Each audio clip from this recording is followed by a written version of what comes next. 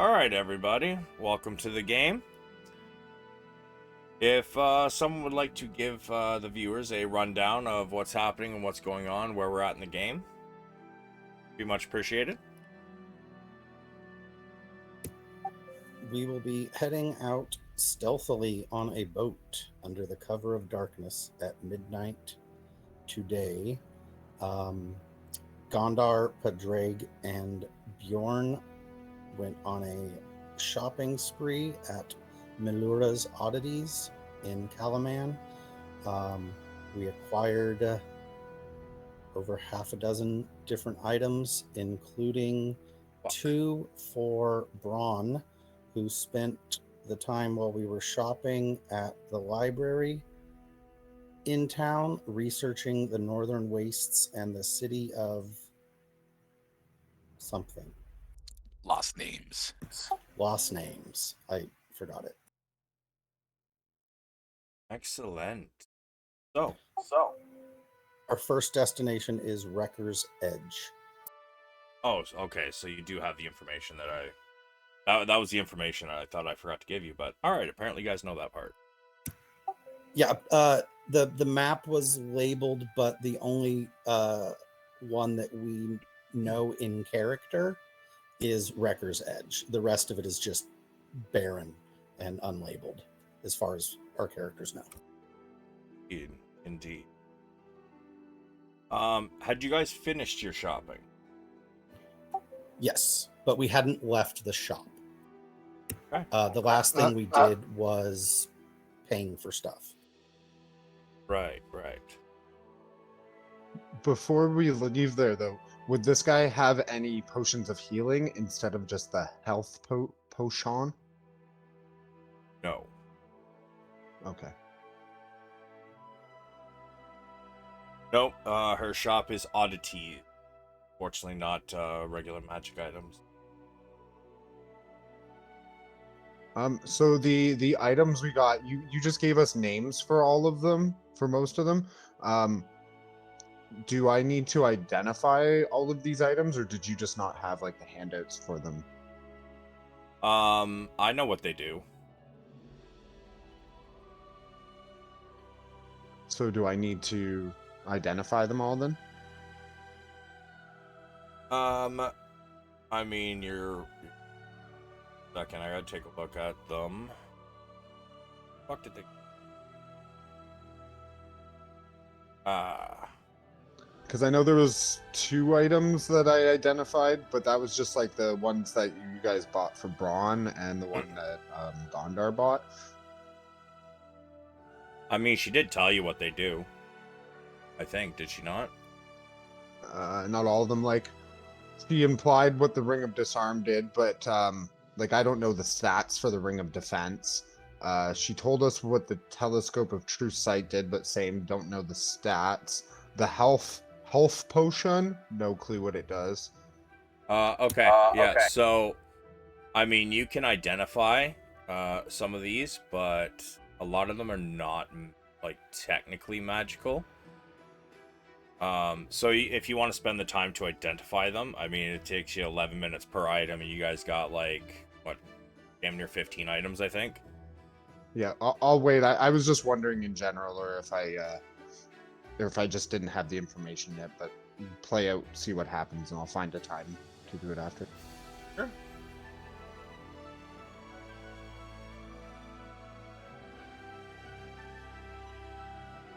So, she says, well, if that's all you need, thank you for shopping here at, shit, what is it? Something, whose oddities? Malari's Oddities. Melura's Oddities. I hope you all have a wonderful day.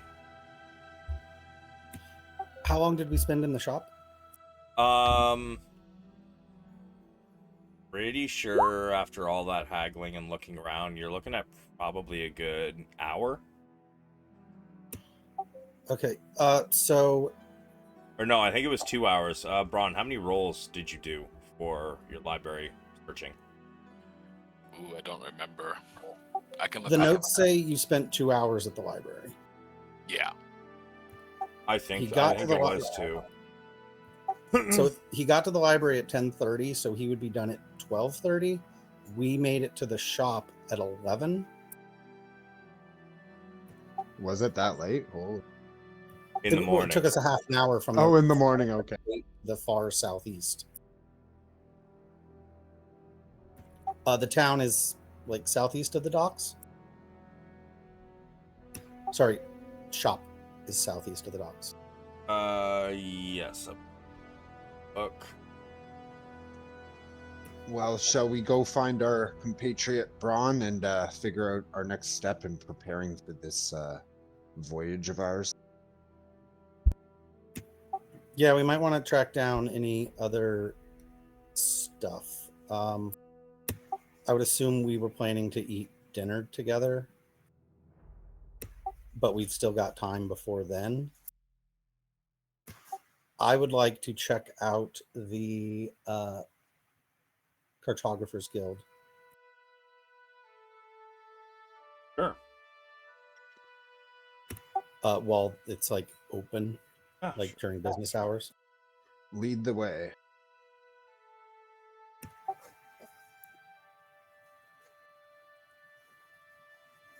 We're trapped in here. Oh, that's the door. I was trying to go out. Oh, I didn't bring you guys over the map. My bad. Hold on a sec. It's interesting that the map thingy has like collision physics for Windows. Yeah. That's what paying for Roll20 Pro gets you. Let's see. Cartographers Guild is blue. Are you guys stopping to get Bronn first? I don't think the library's labeled on the map. Is it in the walls? It's inside the castle. Oh yeah, it's on the way. We may as well see if he's done yet. And Bronn, were you heading out when you're done the library looking for them? Oh yeah. Bronn's like so done with the fucking library once he's there, and he's just like, I'm really interested in what you guys were up to. Says that he didn't find a whole lot of useful information other than the northern wastes apparently really suck, and everyone dies that goes there. So, and he joins the party. This is a strange way for him to join, as you guys are passing or about to head up the pathway leading up to Castle Calaman. All of a sudden, Bronn comes down and immediately starts spouting out the horrendous bullshit he discovered about the Northern Wastes. Yeah, he's a little disturbed.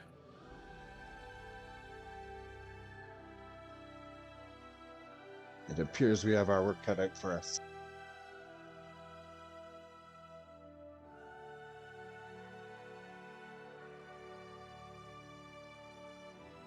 They didn't find any real other useful information, unfortunately.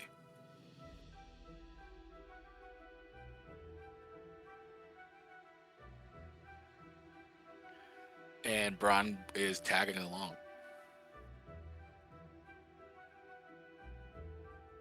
All right. Since there's silence, I'm guessing you guys are just heading directly to the library. Yep. Or Cartographers Guild. Yes. Sorry, Cartographers. On the way there, how does like the tensions and the vibes of the city kind of feel now? Does it still look like people are packing up and leaving, or are they, kind of settling back in? Most of the people that are still here show no signs of leaving. It seems that a lot of them are, at least the men and young men are starting to put on armor and such, and look like they're suddenly part of the Calaman Guard. Whereas the women seem to be stockpiling food, and as you guys walk through the town, you can smell a lot of fresh baked bread, and see people getting buckets and buckets of water out of the city market well. They seem to be starting to stockpile and get ready to defend their home should something come.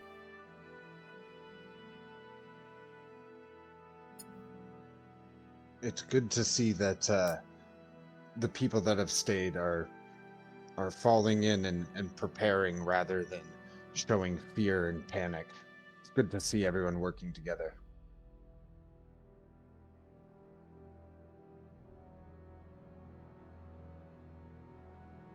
But you guys arrive at the Cartographers Guild. Inside, behind the counter is the same gnome you've ran into before. But hello. How are things going here? Does it sound quieter than the last time I was here when they were arguing? Yes. Pretty sure that was one day ago, yesterday. Yeah, I think they were arguing about who was going to be the leader now. Yes. Well, I mean, it's definitely a little quieter. There's been a couple votes, but no one is so far seems like they want it. And those who do, nobody really wants to vote for. But there has been a couple votes done, and so far there's not an agreement, but they've taken a break for the day. They kind of argued, oh my, almost 36 hours straight, I think, before they just finally gave up for the day.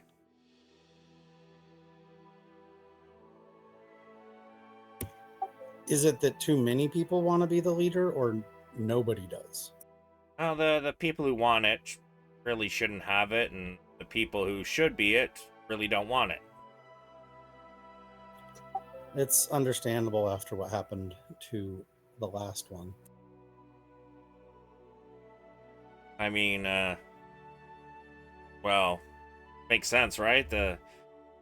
If the job comes with a 50% chance of getting blown up, yeah, most people aren't going to want to do that. I had a map question for you guys. Yes?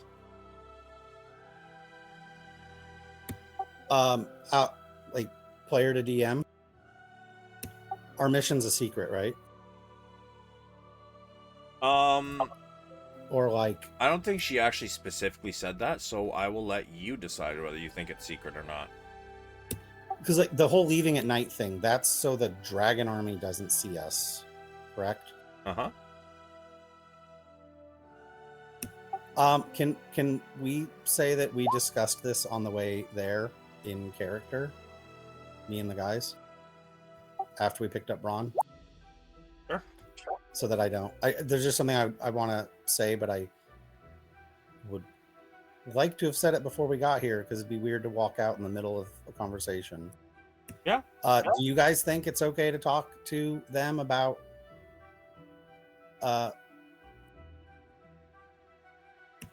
where we're going, or maybe should I make it sound like it's somewhere that I want to go to search for my dad after the war is over and get information so they don't know our timetable for when we're going there in case their Cartographers Guild has a spy in it or something? Yes, I feel any mission we're being sent on should be, kept between us unless someone's brought in by Vendry. I absolutely agree. I agree with that as well. And I think what you said specifically about spies is something that we do need to be wary of. Okay, I'll just make it about trying to find my dad, because that would involve the least deception, since I do want to find him after the war campaign in character. Okay, so I'll tell the dude, my father was lost at sea, and I don't know where he is or if he's still alive. I thought he was last seen in the Blood Sea of Istar, but because of his interest in map making, I'm thinking that if he's alive, one of the places he would have wanted to map better is the area of the northern wastes. do you guys have any information or maps of that area that wouldn't have been in the library at the keep? Let me take a look.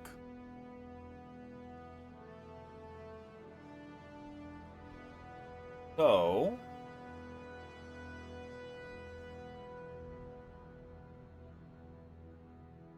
up.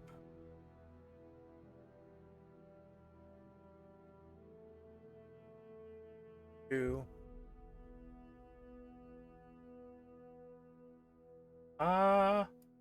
Yeah. Yeah, I think I got something. Give me a D20, please, Padraig. Want evens.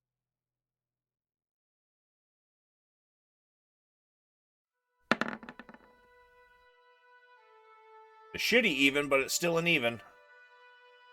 Yeah, he brings out a map, and there are a couple more places labeled on it.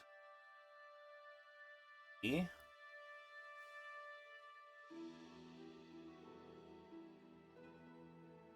I'm gonna say you find what's called the Blue Phoenix Shrine. If you're showing us a map, we're not seeing it. It's the same map in the handout. There's no big map for it. Map in the handout.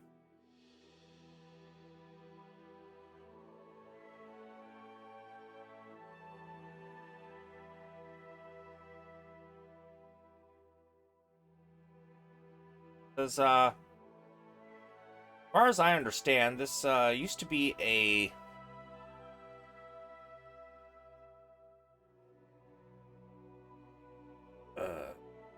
it's a bit of a labyrinth. We don't have the plans to the labyrinth, but we know that it's an ancient shrine to the Habakkuk, god of the seas and animal life. How to get in there, I have no idea.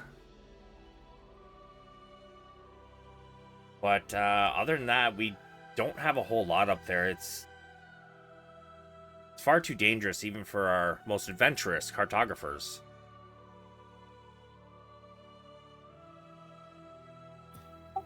Which gods is everybody with?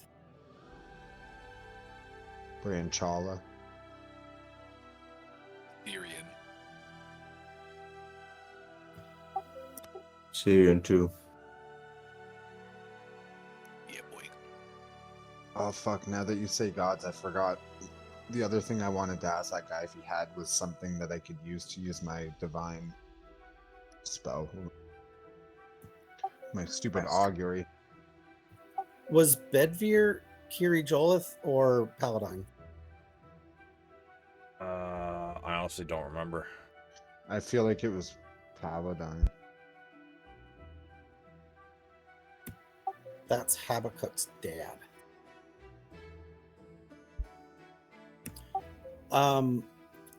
Where-ish on the map that we have is this place? Oh,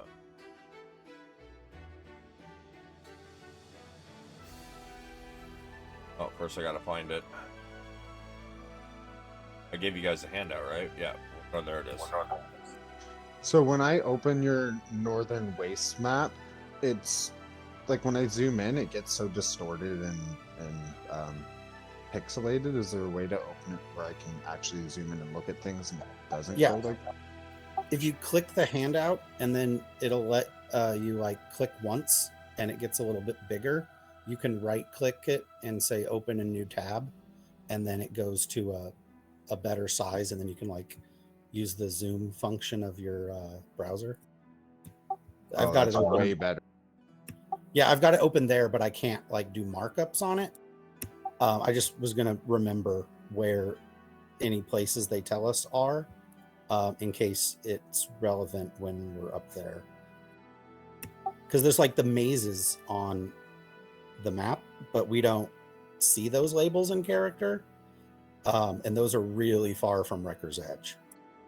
Could you turn it into a PDF that you could edit inside of the logs you're taking for each session? Not Oh. I mean, I could, but if we don't go there, it's not important. Fair enough.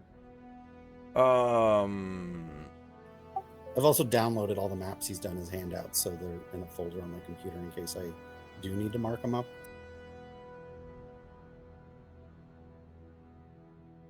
At this particular moment, because I was not prepped for this, I'm not sure exactly where it is, but I know it's somewhere in the labyrinth, it says. So somewhere probably in all those canyons where the mazes and shit. Exactly which one, I'm not sure. I will have to look that up at a later date. Okay, and what was it called? The something of the Blue Phoenix? Blue Phoenix Shrine. Shrine, okay.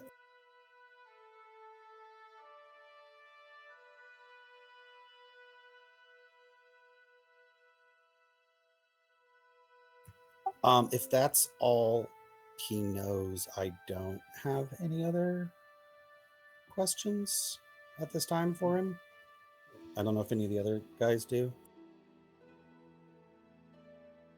Oh, And it was a gnome, right? Yes, the same one you met before.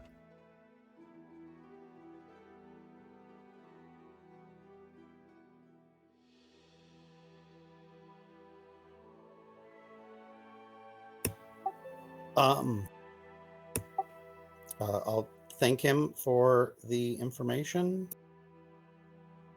and turn to the guys and ask, hey, while we're up in this part of town, did anybody want to visit the blacksmiths? since we bought so many items in this oddity shop, I see no need to myself, but whatever you want. Speaking of items, Bronn, we bought some things thinking you may be interested in them. No pressure though if they're not of interest to you, but we didn't want you to miss out, so we grabbed a couple of things that we thought might pique your interest. I'm definitely interested. Yeah, I'd be interested in seeing what they are. Gondar has most of them. Gondar has one and I have one. I forget what they are.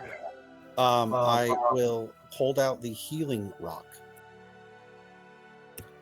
and say, apparently this rock can heal someone, but I think you have to hit them with it.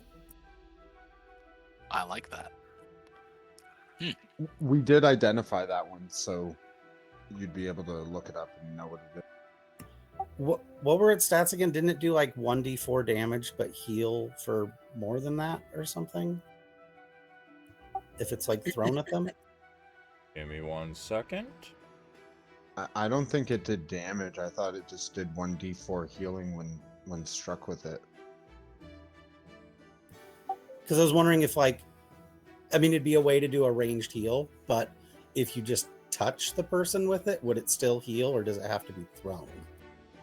I think just struck with it, like you can hit them with it. Sorry, I just got to open pages here to find it.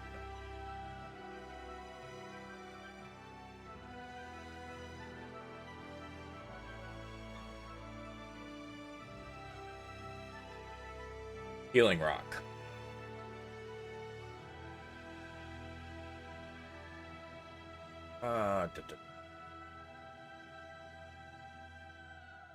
This sized lump of granite carved on one side with the name of the product.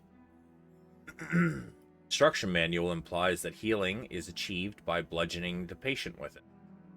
Carries 3 charges of the spell Cure Wounds, level 2. Recharge by leaving at a shrine or with a cleric for a long rest. When struck with the healing rock, roll an attack roll. On a failed attack, the victim... Oh, shit. Yeah, you're not supposed to know that part. I identified it, though. Yeah, you did. You're still not supposed to know that part. Identify doesn't reveal certain things about objects. Versus, Well, basically, you have, you have to hit them with the rock, and they regain can throw it. they regain 2d8 plus 3 HP on a successful attack. Yeah, I like that. Bronn's pretty interested in it. He's examining it like, oh. This is very curious. 2d8 plus 3. 2d8 plus 3 on a miss. So you technically have to actually. well, you Wait. have your Yeah, I know it sounds weird. Just that is what it is. while you have your stuff open, can you also look at what that telescope of true sight did? Because that one I know I did identify. That well. one I did tell you what it did. 1 second. It magnifies. Was it 100x or 1000x? Find it. Yeah, it's just not in the compendium, so I couldn't. Yeah, none of these are.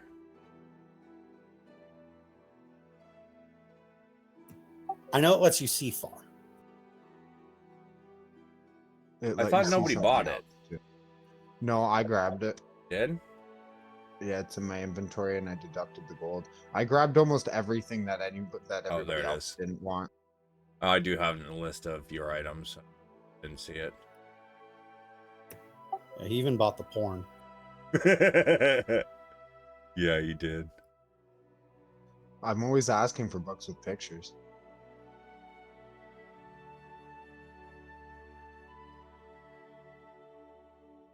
Let's see that one.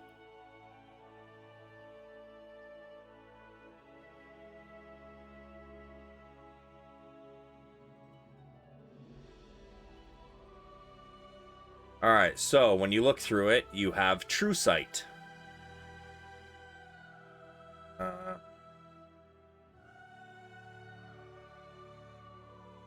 Yeah, it works the same as a telescope does, but it gives you true sight. Invisible things up to 2 miles away. Nice. I want to say you set a magnification level, but I didn't write it down. No. Like it makes. No? Nope. Well, he just said 2 miles away. Mm-hmm. So, like 2 miles away, it would look like it's right in front of you?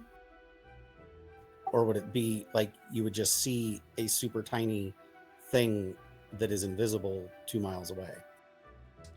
Guess y'all will have to fucking test it and figure out, huh? Which moons are up right now? Great question.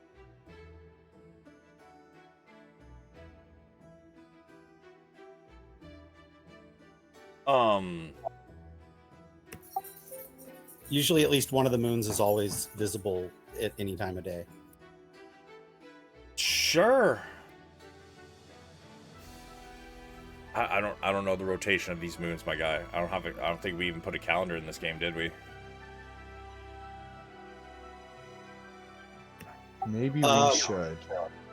We haven't been observing Kryn holidays or anything, but you could just say anyone. We don't. It doesn't have to like. What one are you looking for? Anyone? Sure. Sure, that one. Nutari or Lunatari? Lunatari.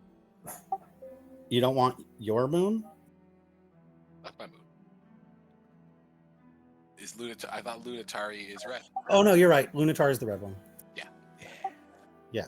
So we could try the telescope and see how much bigger it makes the moon. And that's not attunement, you said, right? Correct. Right. So I'm gonna, while they're giving him the items too, I'm also going to remind people of this telescope. Be like, this is a nice instrument. I'm just wondering, would it better suit one of you for range? I would mention that I think Gondar is the one who's able to hit things from the furthest away. I was? Don't you have like insane range on Eldritch Blast or something? No. Oh, which 120 feet. which invocation did you take? I have the one that lets me add my charisma modifier to the damage. Not the Oh, one my bad. that I thought you took the pistol. is range.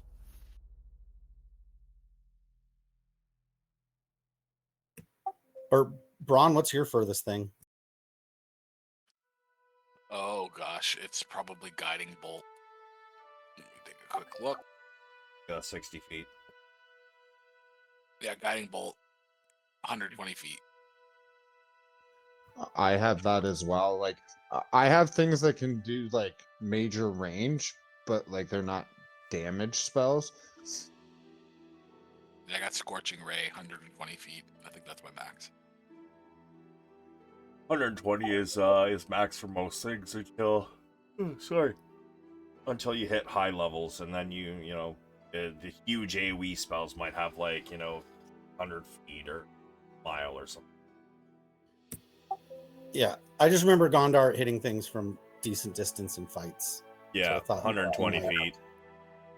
Well, it is here and it is at all of our disposal whenever anyone would like to use it. So if you guys want, we can all share it whenever somebody wants to use it. They can just say, and then you could all add True Sight spell to your spell list for when you choose to use it, but you can only use that spell for that item. Good idea.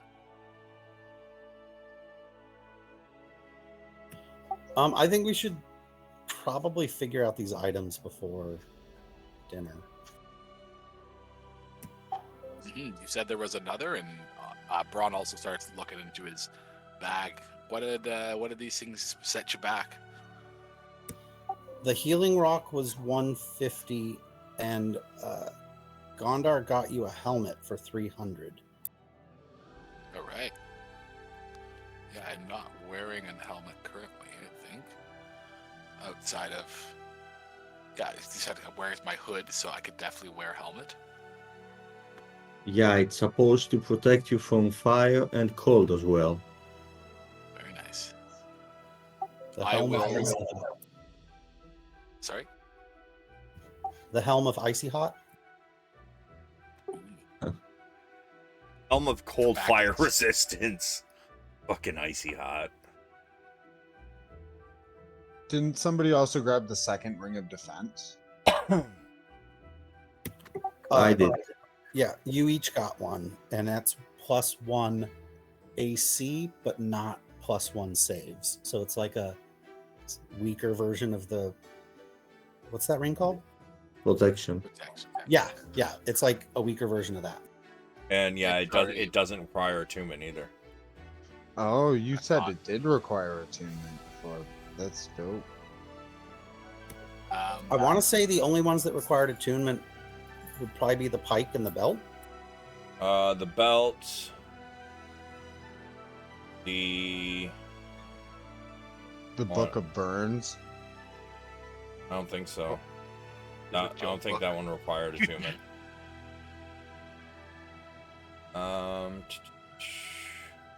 Sorry, how much was the gold? 300 for the helm. And 150 for the rock. Okay, I pay you both your golds. The helmet does take attunement though. Resistance to two different things, kind of powerful. That one takes attunement. The glaive takes attunement.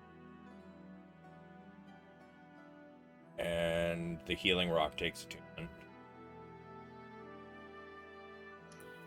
Oh shit! How many attunement slots do you have, Ron? I think all of them still. Let me just take a quick check. For attunement, I have the sacrificial knife and the forest shroud currently, so I still have one spot available. If you want the helmet, we might give the rock to somebody who doesn't have a heal. Oh, is the rock attunement as well? I missed that. You just said that. Yeah. Attunement, helm, glaive, belt. Those are the attunement items. Rock? Rock. Okay.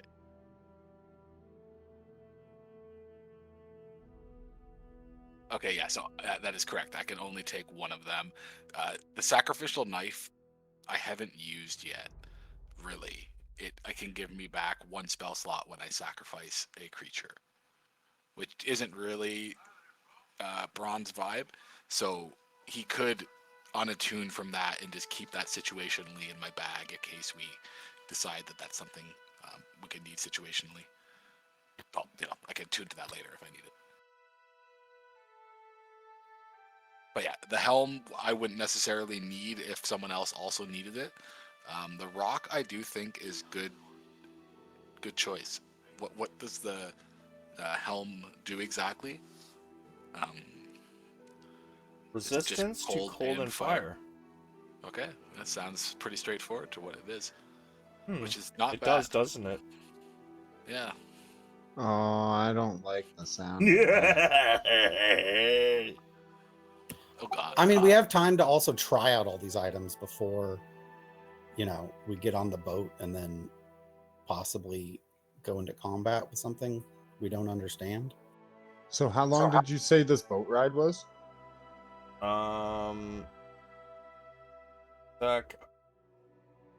Sure, it was 8 to 12 hours.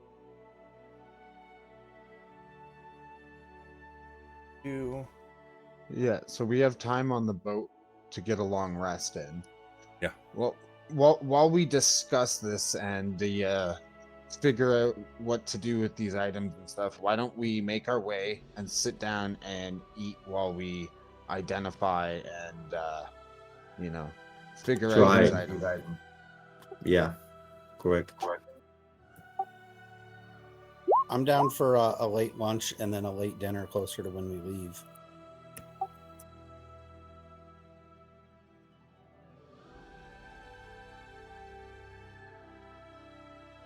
Is there a place we haven't eaten yet here? Not really. I mean, it's a city, but it's still a small city. I mean, you can probably find some food stands in the city market. Food What truck. do you say? Yeah, what do you say we grab some food to eat from the food stands in the market? And we don't necessarily know what all of these items do, so maybe we grab food and we take it to a secluded spot where we can concentrate and just that guy was a little suspicious. You don't want to put on one of these items and then suddenly you're a flaming fireball and hurt villagers, so maybe we just step right outside the gates and find a little spot to ourselves. We should test them out on Bakaris's boat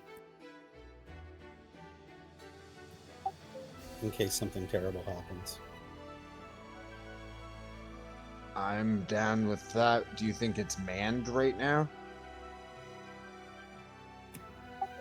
Yeah, it'd also be another felony for my character, so maybe I shouldn't.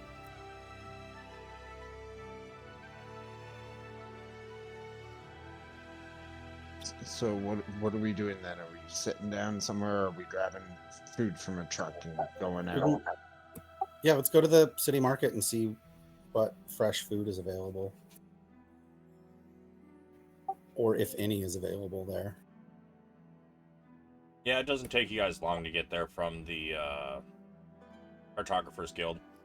As you guys arrive, you see that a lot of people are kind of, stockpiling. People are buying like a lot of stuff in bulk, especially long-lasting food. However, the stands don't seem to be overly busy, as most people are spending most of their money on stockpiling. So you guys can find pretty much whatever it is you're looking for. A lot of fish pies. There's some ribs. Easily find some pork and beef and chicken. Skewers, whatever you guys like. So I'd like to buy some ribs to eat right now, but then I would also like to buy enough, like an assortment of the other things as much as I can fit in my cooler bag. Your cooler bag is basically limitless. So give me a dollar amount or a gold amount. Let's go with like 20 gold worth. Sure. So you get some ribs to eat now. Along with that, you can get a bunch of chicken skewers. You can get some steak. Get some fish pies. I'm gonna say 20 gold is probably gonna net you about, let's say 70 rations.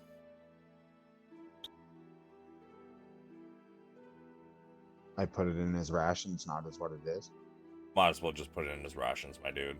You really want to sit there and like try and figure out how much of everything you got? I do, because it could be a better bribe for later on for someone than, here's a ration to let me do this. Like, I got a nice juicy steak here for you if you just let me talk to that prisoner. You could use it like a unit of, like, its unit could be ration units. Like in your bag, you could be like it's ribs, Yeah, but and then just 70 keep notes units. as whatever the fuck you want it to be. Yeah, like 70. Because I'm not going to units, take an 70 hour to rations. do that, my guy. That's all you, my dude. I gave you a list of what you can find. You can, each item is one ration. You can put it in as whatever you'd like. Fair. Can Dinner's I on get... me. Oh, thank you. What? I said dinner's on me, guys, so you guys just get whatever you'd like. Sick. Thank you. Very, very appreciated. I mean, Can fish I- pies.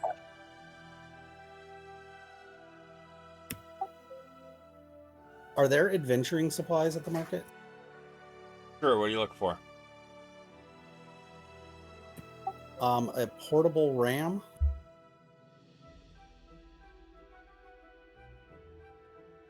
Like a door ram? Yes. Fucking Padraig going SWAT team? Just in case. I mean, we don't have a rogue, right? Fair enough. Let me see. So it'd make a strength check on getting through a door we need opened a little bit easier. That's a good call. That is a... Wow, that's far too... Oh, portable ram. Here we go. 35 pounds. Portable ram to break down doors. When doing so, you gain a +4 bonus on strength checks. Other characters can help you use the ram, giving you advantage. Yeah, so I'm going to say that 35 pounds is probably going to be metal, maybe with a wood core. I'm going to say you're probably looking somewhere around the area of, let's say, like 15 gold. Okay. You can drag it over from the compendium. Portable ram.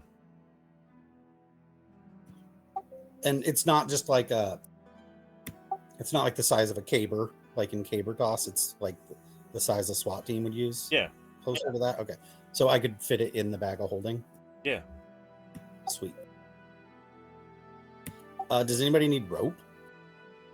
I don't know if we've done anything with the rope we started with and like ever left it behind. I know. Did we have rope break, or was that just ladders? A lot of your ropes have been cut. Because there's been several times you guys have cut ropes to do something. Yeah, let's get some rope. There's a Boondock Saints joke in here somewhere. So we'll all grab rope then, right? All right, 50 feet of hempen rope is going to run you all about, say 3 gold per 50 feet per rope. Sweet. I'm gonna grab 100 feet.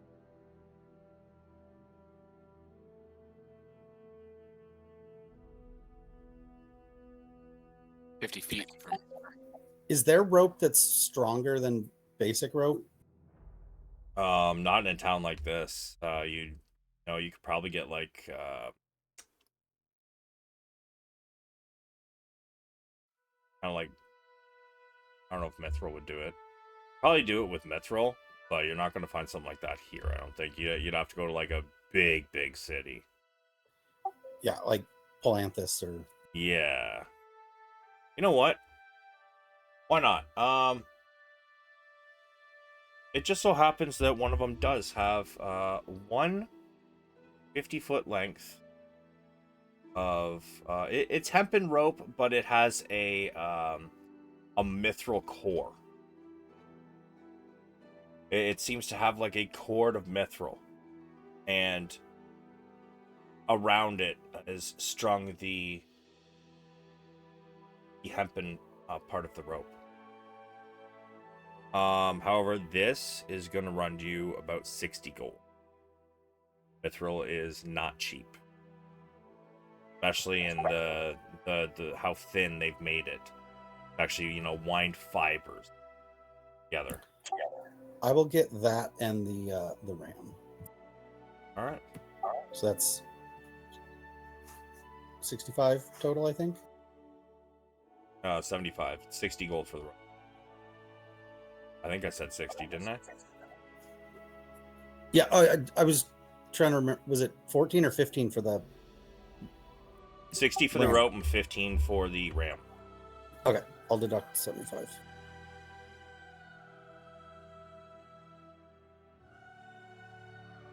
When you have a second, Blair, can you edit my character sheet so that it's like I'm wearing the Ring of Defense, so I get my active bonus? Yeah, you're putting it on? Well, I'll wait till we get outside. Oh, okay. Your fuck is your AC modifier? Your attack, there's your damage. Hold on a sec.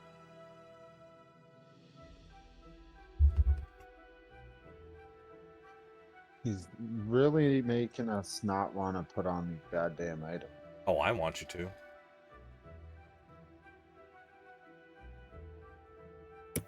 Let's pretend we didn't hear him. Is one platinum 2 gold or 5 gold or 10? 10.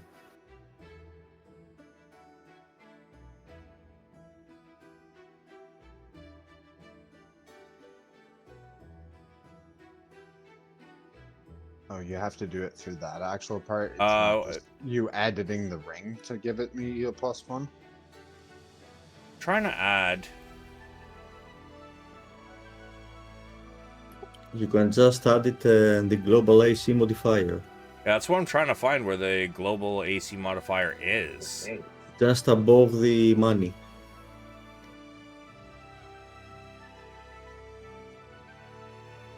Yeah, but that's the thing. If the setting's not turned on, then that box isn't there, and he doesn't have it. Oh, there it is. Go automatic.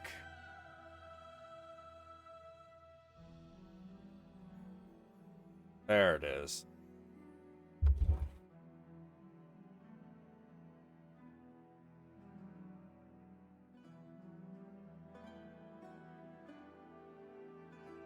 Once you put it on, you can check that box and tell me when you do it. Thanks. So, you guys all get some food. Bjorn, you get your stack of food. You guys, who's all buying the rope? I did. Moi. Greg got his mithril laced rope. How much food did you all get for yourselves so I can deduct it from what I have? It's like one big fish pie.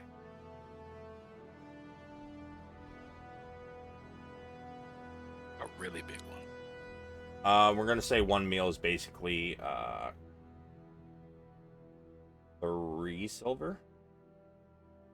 I was just gonna take it out of my rations. Oh, all right then. I mean, take one ration out from each, or for one of them then.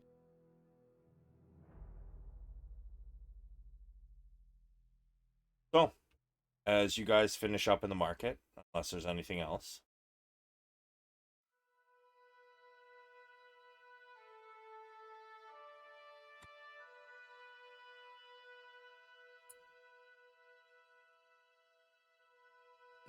So, where do you guys feel like we should chill for a few minutes and test out these items?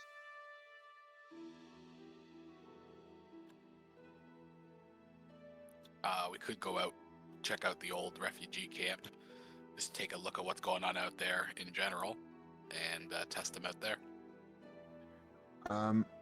The refugee camp at the front gate is very heavily occupied. What would you guys think if we went to the Warriors Gate? It's closer and the camp's a little smaller and there's more open area over there for us.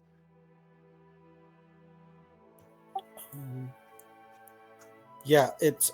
Yeah, good Was there idea. a restaurant on that side of town? Yeah.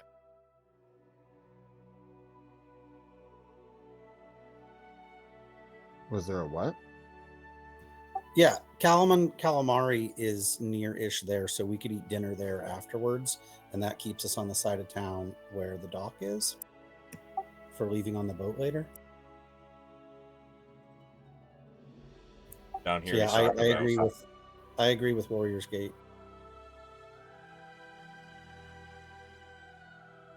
There's also Fisher's Gate, which is up here. Sorry, it's not. Now that you guys have actually been to that side of town, I guess I should fucking like it, eh? I mean, either of those two will also put us close to the oddity shop in case we need to see a manager. Yeah, I agree with that. In case we need to see a manager. I just pictured the Karen haircut under the helm. Would we know if outside the Fisher's Gate there's a little fucking refugee camp like at the other two gates? The other, the one on the only refugee camp is on the west side. All So those what's other all this tents are like would be where vendors normally were and such. Because like any, think about any medieval movie you ever saw, right? Like you're coming up to a city or a town, there's always like carts and stands, leading into the city, people hawking their wares. Then I guess it doesn't matter which gate.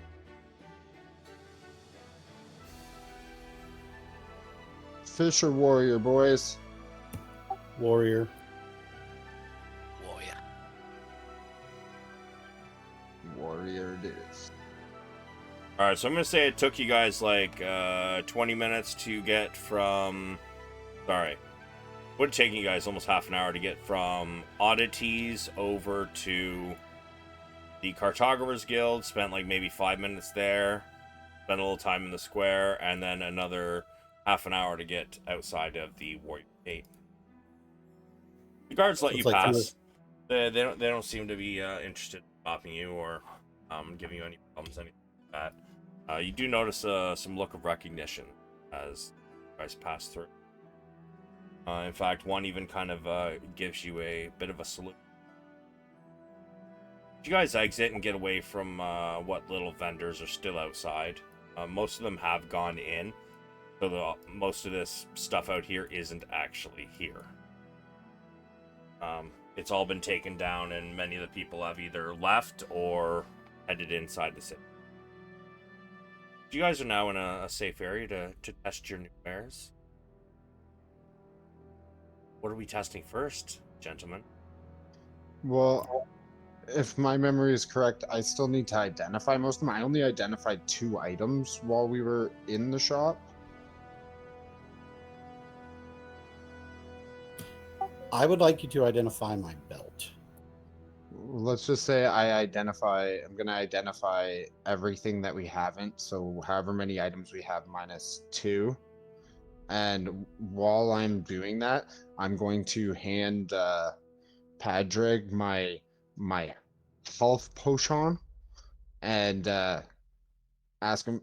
I don't trust this thing, and you have that fancy goblet. Do you want to just see if it's poison? Yeah, I was gonna test several liquids using it while you were casting Identify. All right, so since it's going to take 11 minutes for him to identify each thing, or 10 minutes and like 6 seconds, whatever. What are you testing first, everybody? Give me an order or something in chat, so I can like look these all up, because it's on a web page. I don't actually have like anything drawn up. So the only items I have that I'm going to identify would be the telescope and the ring of defense, because I know what the Book of Burns does. You did already identify the telescope. The book. Okay, and I did the Book of Burns. The Book of Burns is basically a. Take a Well, look. I know what it is. That's why I feel like I already identified it.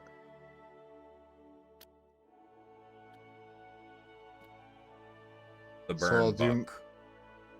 Yeah, I'll do my ring of defense, and I already assume what the ring of disarm is, so I won't do that.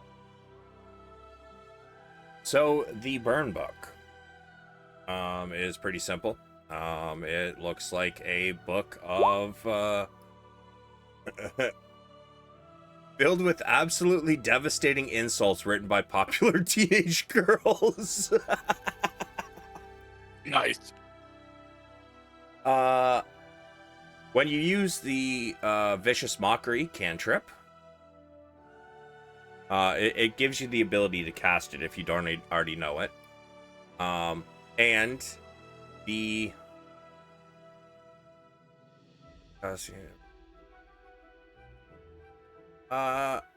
it increases the wisdom save for that spell by 2.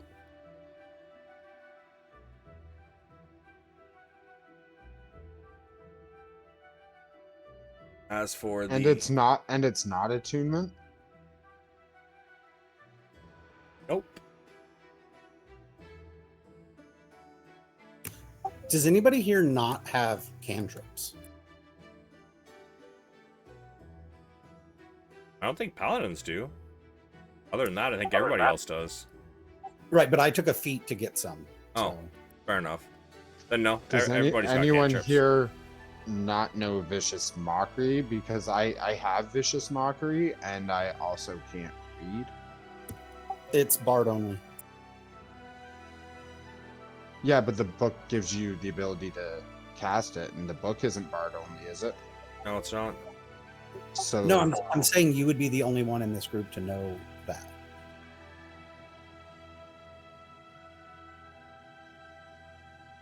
Oh, to know the spell. Yeah, I get you.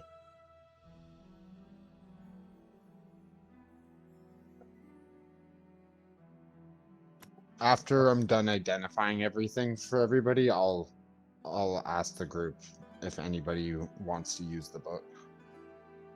Let's just get through what each one is, and whoever owns that item can write it down, and then we'll figure it after.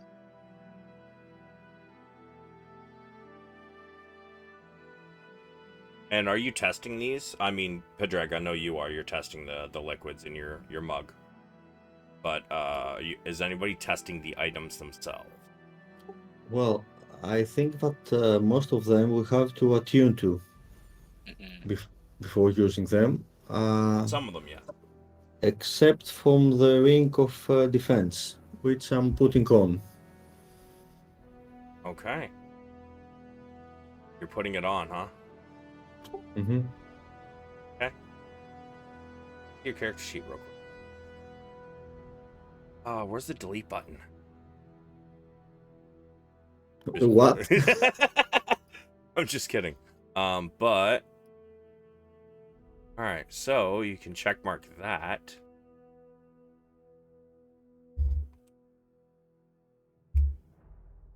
And make some other adjustments here. I gotta find the. Oh, sorry, wrong way. He is now wearing a dress.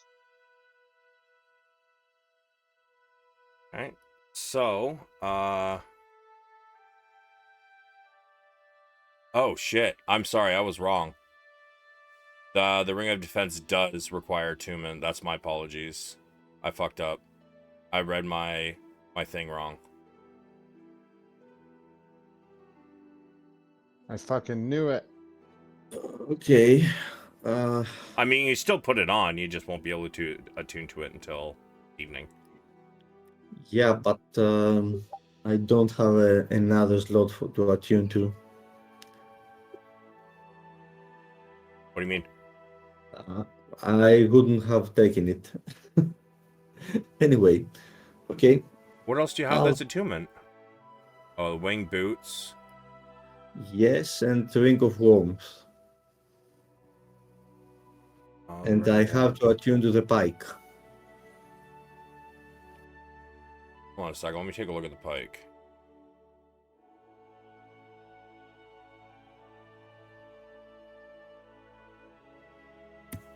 A pain, oh pain. Yeah, that one. Oh. Yeah, no, I'm sorry. It's the pike that is non-attunement. Yeah. Okay. So, first of all, I try to hit something with the pike. For example, a bark, a tree bark. Yeah? Did we See- identify it already? Give me an attack roll at disadvantage.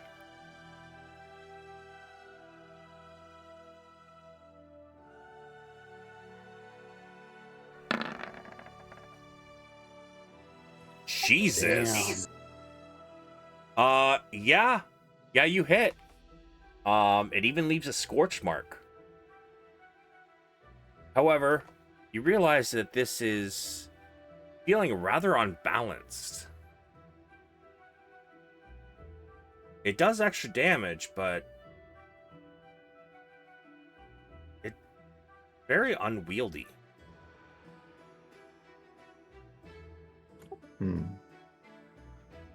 Okay. What do you do with So- the pike now? Sorry? What do you was that? do with the pike now? I stash it. You go to put it away, and you realize you can't let go. Okay. Guys, I don't know about you, but I'm going to hit the store to see that manager. What do you mean?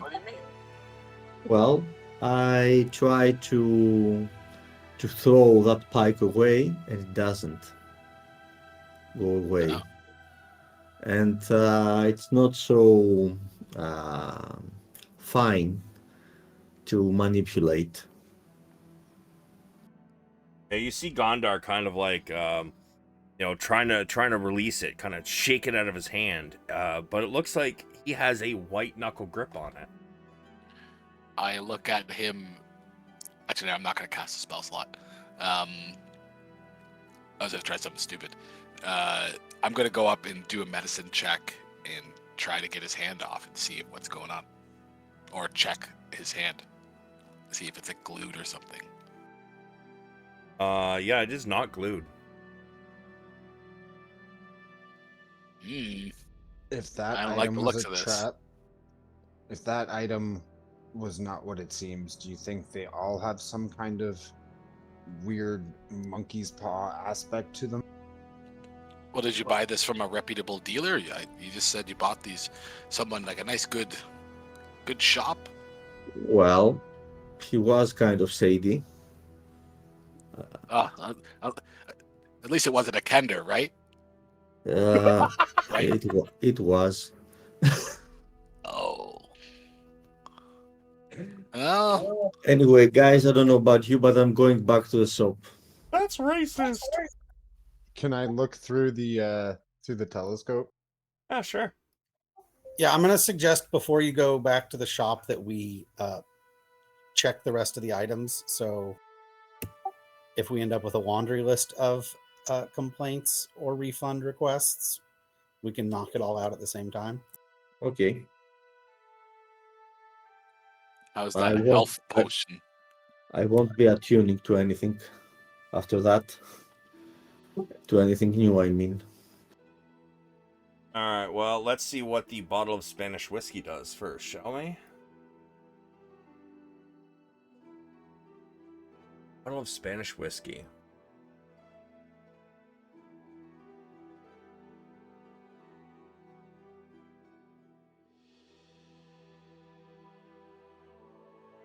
When you pull this cork off,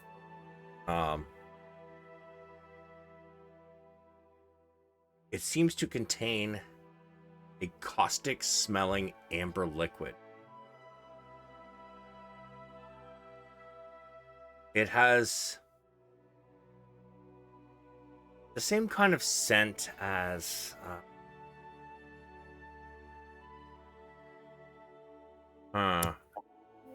Turpentine? yeah, I'm trying to think of like a D&D equivalent of turpentine. But yeah, turpentine. I mean, they probably have paint thinner. Reduced tree sap. Kerosene. As you as you're holding this bottle, you feel something kind of etched into the back side of the glass. I will try to read it if it's words. Very faded, nearly rubbed off the bottle. But you turn it so you can make sure the light, the sunlight hits it, glinting. You can read it. It says, "Do not, under any circumstances, consume this liquid."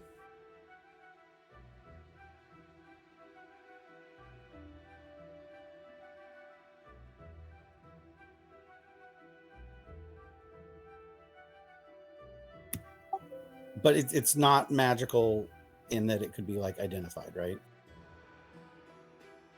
I don't know. If you'd like to have him identify it, you may attempt so.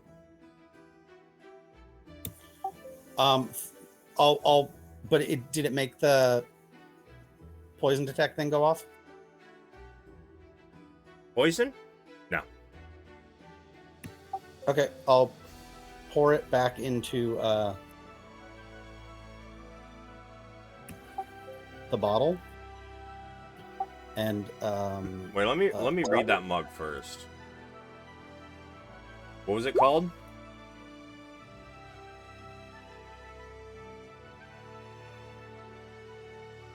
Goblet of poison detect. That's what you. No, wrote. that was just what I typed out. It's the is it Brawler's mug? Vigilant mug. It's either Vigilant mug or Mug of Vigilance. Vigilant mug. Poison or poisonous material.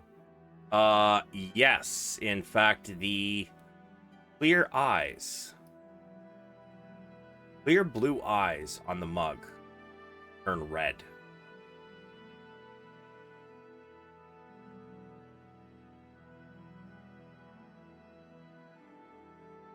Okay, I'm gonna use water from a water skin to like rinse out the mug real good in between until the eyes stop being red, so that I can test the next thing. Sure.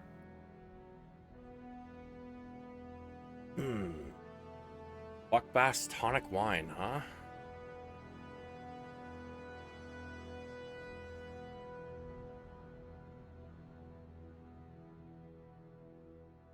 Wow, that's a long one.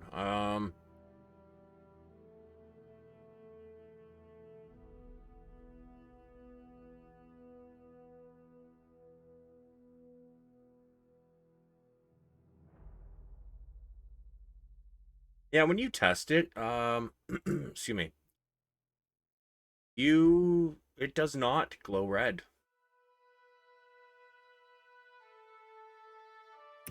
How does it smell?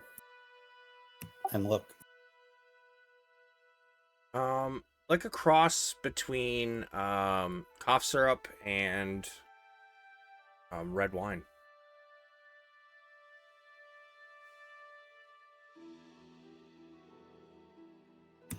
Is it thicker than wine should be? Slightly, yes. And what color is it?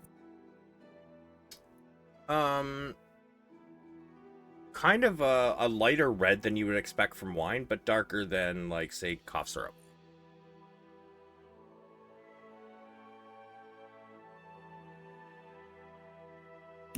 Like a rosé?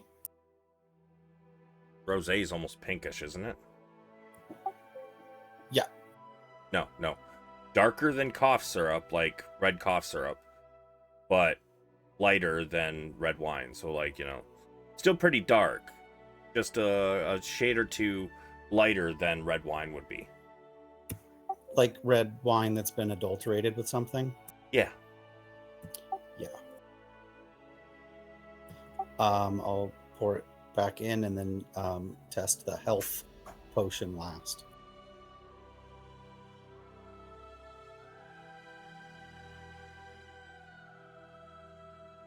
Yeah, I closed it again on accident. Is that potion something that I could have identified? I don't know. I'm looking for it. Give me a second. I'm gonna find it, man. Like I said, it's all online right now. There's like 20 items in it. Let's see.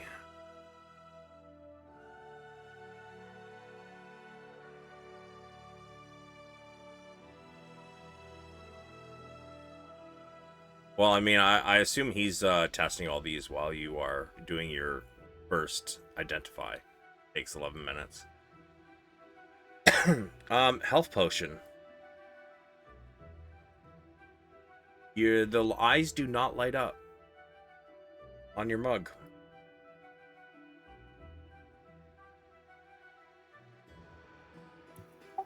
Can you describe the health potion as a liquid?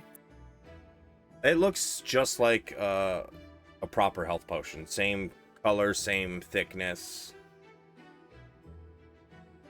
The only difference is that it's in like a Mickey-sized bottle, I believe it was, if I remember correctly. Oh no, it's in a regular potion bottle. It looks exactly like a regular health potion, other than the label that's put on it, which is health potion is spelled completely wrong, like a 6th grader did it, or sorry, a 2nd grader did it. And the smell? Exactly what it's supposed to smell like. I will let you know that other than the misspelling, it seems to be not poisonous. Are you giving those last two, or are you giving him any of those to him to identify? I'm going to give him back his health potion after I tested it, and then I'll wait until I know about the belt before I ask him, because I don't want to monopolize his identify rituals. Okay. Bronn and Gondar, you guys giving him stuff to identify? Yeah, I'm gonna give him the healing rock and the helm. Okay. We already identified the rock. Yeah, the rock you guys identified. Okay, then just the helm. Identify requires touch, right? Yep. I Like- thought Go the ahead. helm we did too, because the things we bought for Bronn were the Oh, yeah, first no, two that- things we bought, weren't they? Yes, that is correct. Those two items were identified. Ah, then I'm good. And Gondar, you got nothing to give him to identify? No, he has already identified what I have. Was the pain of pain identified? Yes, it was. That's how we found out it was a +2. Yeah. All right, so And we did the telescope too. I guess I identified most things while we were sitting in there. Yeah, That's why the guy I was think so you did. mad at us. The When I, ant strength belt. Let me get to that. Oh wait, no, we already did this one. You said it gives you the strength of an ant. You can lift 10 times your body. It gives you the strength of an ant, and she's the one who says ants can lift 10 times their body weight, right?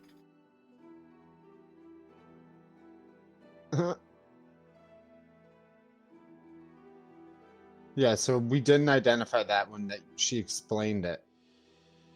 You guys did identify it though. It gives you the strength of an ant, exactly what she said. So the identify spell doesn't tell us if it's proportionate. Nope. Fuck it, I'll try on the belt. Worst case, you guys have to carry me.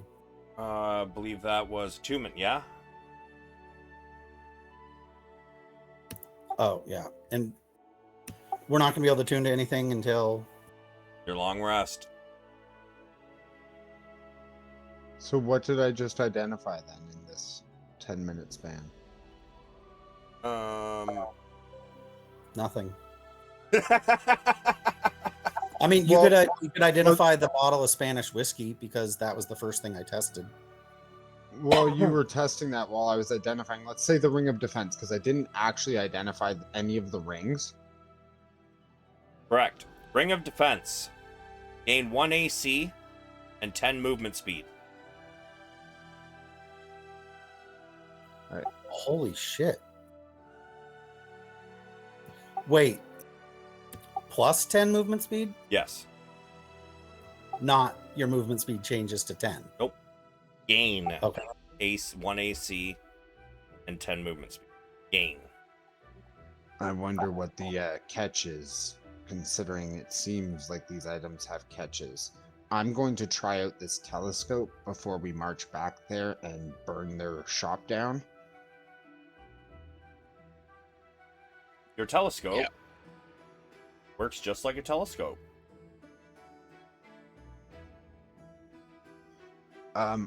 To properly try this out, does somebody else want to try this out while I use one of my free uses of invisibility to make sure it works as intended? Yeah, of course. And I just offer to look through this thing while he goes invisible. Hey, Bjorn, you wear pants? Not really. Like, I'm dressed like in the picture that I made because I designed that based on what my guy's wearing. I'm wearing like a cloak and like a Roman kind of toga-ish thing. You know what I mean? Huh? So you're Pooh Bearing it. Well, no, because it's like it hangs low. You know what I mean? It's like a moo. Yeah, it does.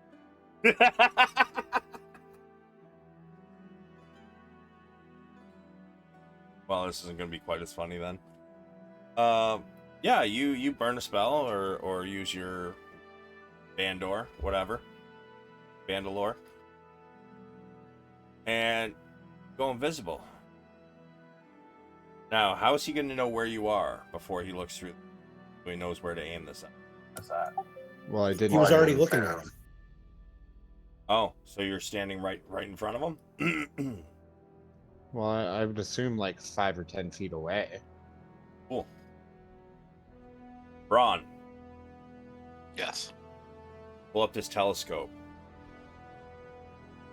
At first, all you can see is black until your hand shifts a little bit and you realize that you were looking at his pupil. And you only realize that because as you kind of like shifted, unaware of, exactly where he was, you can now see a little bit of his iris, like you're looking at an iris under a microscope. Yeah, if this thing seems to be working, we're a little close to get the full picture here, but I can see you. Okay, I'm gonna run a bit further away so you can see my whole body. And I'm gonna just start running in a straight line from where I see him aiming.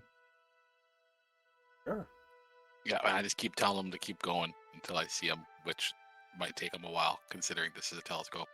So you just keep running until you want to at this point. How far out you going, Bjorn? Well, until like, is he able to adjust it? I'm gonna ask him. Like, are you able to zoom out? I'll keep running until you can get like a full body view of me. At the 100-foot mark, Bronn, you can see his whole head. Does it look normal? Like it looks like his head? Yeah. Yeah, this thing's working pretty good. And there's However, no zooming out. No, it's not the greatest for zoom, it looks like. However, if you wish to get his full body, Can I scan him? yeah, you scan him. As you kind of like go down a little bit, you realize that this thing's a little bit like a sniper scope. You've never used one quite this magnified before. The slightest twitch of your hand seems to completely change your direction. Now, player knowledge, this is how they do work. But you realize that just to see his full body in the lens, he's probably going to have to go out about 700 feet. So no downside that we're aware of at the time. The As I'm downside is that- screaming back to them. Go ahead, Bronn. Not that I can see. Seems to work pretty good. Yeah, we get the downside, Blair. But like, to me, honestly, that doesn't seem like a downside. Like, it's super magnified, which means like, sure, it's not good for close up, but you know, if we need to see what's going on fucking 2 miles away, like that's crazy just all on its own without the true sight. It is pretty aspect. good, right? If an invisible army ever tries to invade, we got it. Well, so one thing was for real. One thing that we know of was not for real. When we march over there, we don't know about the attunement items. Does somebody want to try reading a joke out of this book and see what happens? They can do it on, use the spell on me, and then that will give us an opportunity. Oh, I guess we can't try the rock. I was going to say opportunity to try the rock too.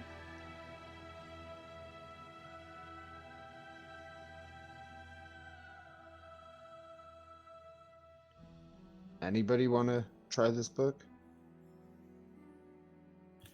Would you have to attune to it to learn the spell? No. Blair said it's not attunement.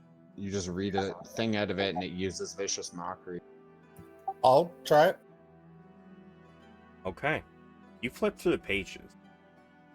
So you find a teenage girl insult that just hits home. You're like, this is the one. Padraig, you like to give your best teenage girl insult? I mean, I'm reading it out of a book. Why do I have to make it up? That's what I said to him, that if he's selling me this book, you better have the insults with And I told you to look them up. Bjorn, give him a joke. I have a list. Hold on. All right, there you go.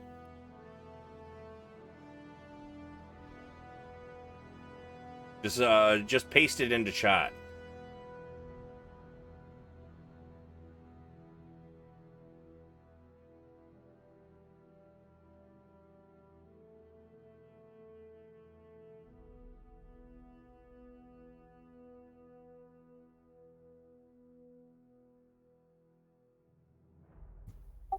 So I will say to Good one. Bjorn, Padraig, as you start to read it, your voice changes.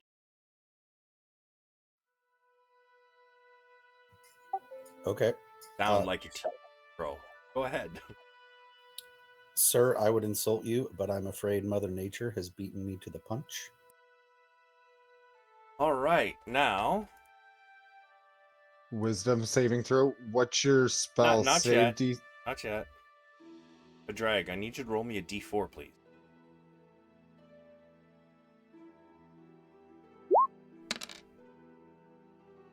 A 1.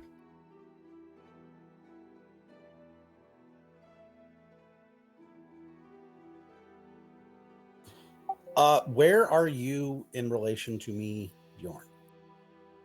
We could. Well, I'm on my. Or I guess I'm back because I handed you the book. I would still say like 10 feet. Okay. Padraig? Yeah. Roll me your d4 damage, please.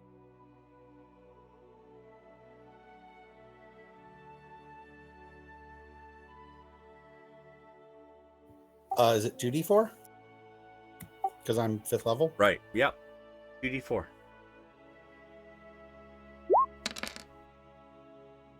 Reading that joke hurts so bad.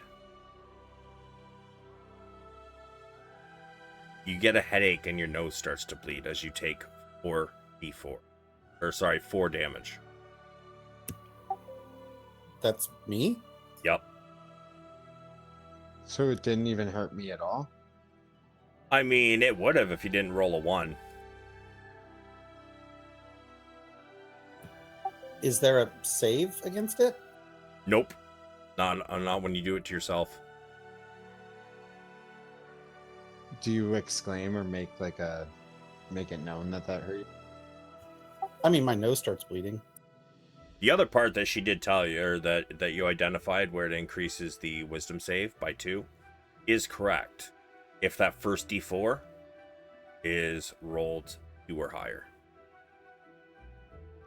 Now, being a bard, would any of my modifiers come into play with that 1d4 to... No. This is all based on the item.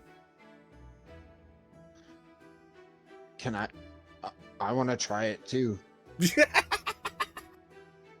I will wipe the blood away from my nose and hand you the book. The book's magic, so would that fact let me be able to read any of them?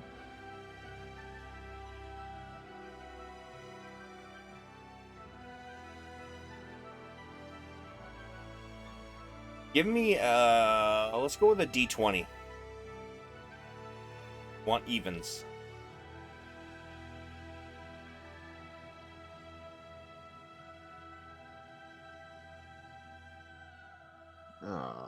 Fortunately, no. It all just looks like gibberish.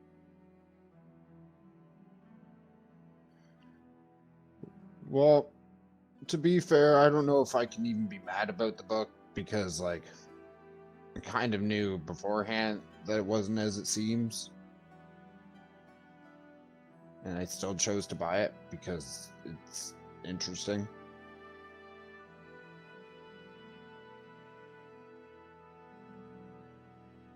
So who's all mad about their items and wants to go complain? Raise your hand. I raise a hand holding a pike. I mean, that could be an advantage, although, wait, Here, yeah, he's still holding. because you can't be disarmed. Yeah, but it's hard to hit with that thing. Well, the Well, disadvantage could be taken care of by other means. Hey, can you pull out any other weapons while that's in it, or is that the only thing you can attack with, right? Since it's a two-handed weapon, I guess not. Do you have Warcaster? No, So you need your hands free to do some of your spells. At least one one. hand. Wait, if it's two-handed, are both of his hands stuck to it? Yep. Even Okay, better. yeah, we need to get this off you before midnight. Yeah.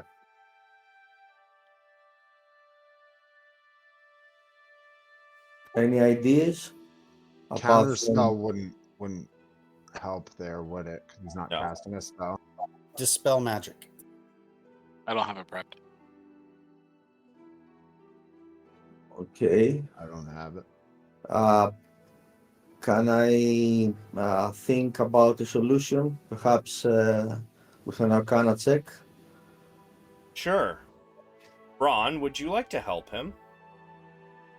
Absolutely. Since you are the I've been kind of helping him out since I've been checking to see if his hands were glued. Can I also give him guidance?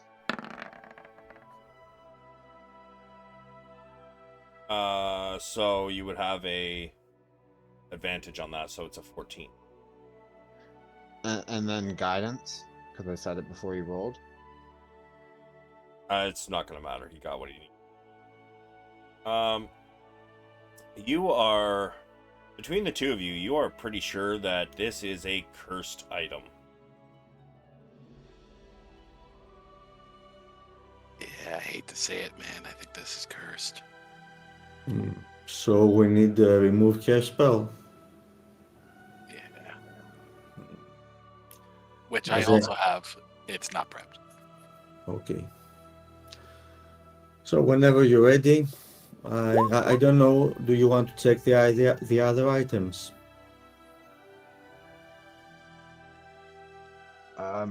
The only other items I have is the ring that needs to be attuned to, and the ring of disarm, and I'm pretty sure that makes your arms fall off. But I'm keeping that for reasons. When he gets hungry in the Yeah. middle of the night, just slips it on one of your fingers. And the ring of defense. Have you tried it on? It's attunement, and I feel like even if it does have some kind of sinister thing, I'm gonna keep it for now. Never know when it might come in handy, or if I can maybe trade it for something.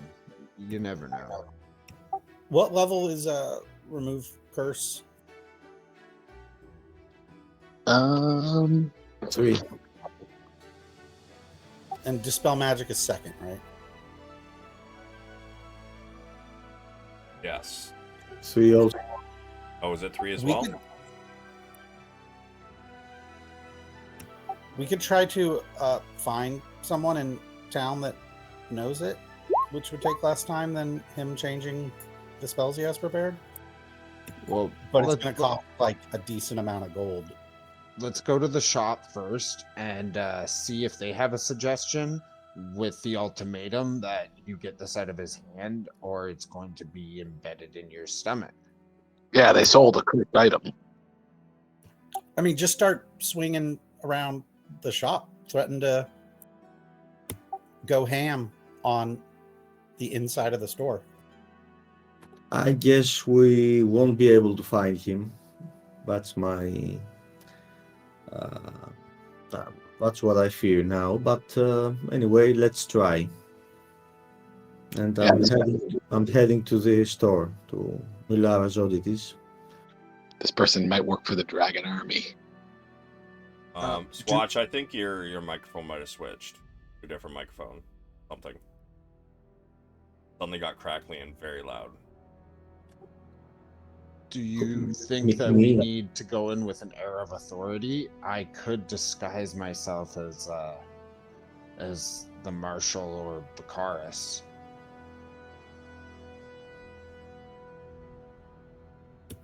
I would wait and see if we can just do it on our own. Because we could always, if we don't want to destroy the shop, we could also threaten to go get someone of authority and just come back with you in a disguise. Sounds good. Lead the way. Okay. Yeah, you guys head off back to Milara's Oddity. As you arrive, find the front door locked, curtains drawn. A sign on the window that says, "Out of business." I'm going to try the door. Yeah. Locked. As expected. Kick it in. And Yeah. I'm gonna give whoever does it guidance. Is there anybody around? You're pretty close to the port. I'm gonna say yeah. You definitely hear so you probably don't see many people. There's one or two, up the alleyways, and you can hear voices, but it sounds like they're coming, from a little closer to the docks. Does anybody have the spell silence? No. But I don't feel like you have to be worried about us creating noise. Most of the town knows and trusts us, and I feel like our reasoning is good enough that even if guards show up, we can talk our way out of it. Actually, you will remember that Bakaris has been spreading rumors that everything that's gone wrong is your fault. Most of the town does not trust. I can cast silence as a ritual spell. Could you please? Indeed. It will take me 10 minutes. That's fine. We're chilling. Yeah, you For guys. those 10 minutes, I'd like to circle the building and just like look for other entrances and any signs of like. All right. As the three of you kind of, two of you kind of lean up against the building, trying to look nonchalant. Bronn is trying to quietly cast this silent spell. Bjorn, you head around the building. You do find one back door, also locked. No windows or anything to peer in. No, all the windows that there are on the south and I guess northish side, they do have windows, but curtains are drawn. The back door does not have any curtains, however, just the door. And in comparison, this back door area, does it seem more secluded than the front door? Like, is it out of sight at all? Let me see. No, it's more out in the open than the front door, honestly.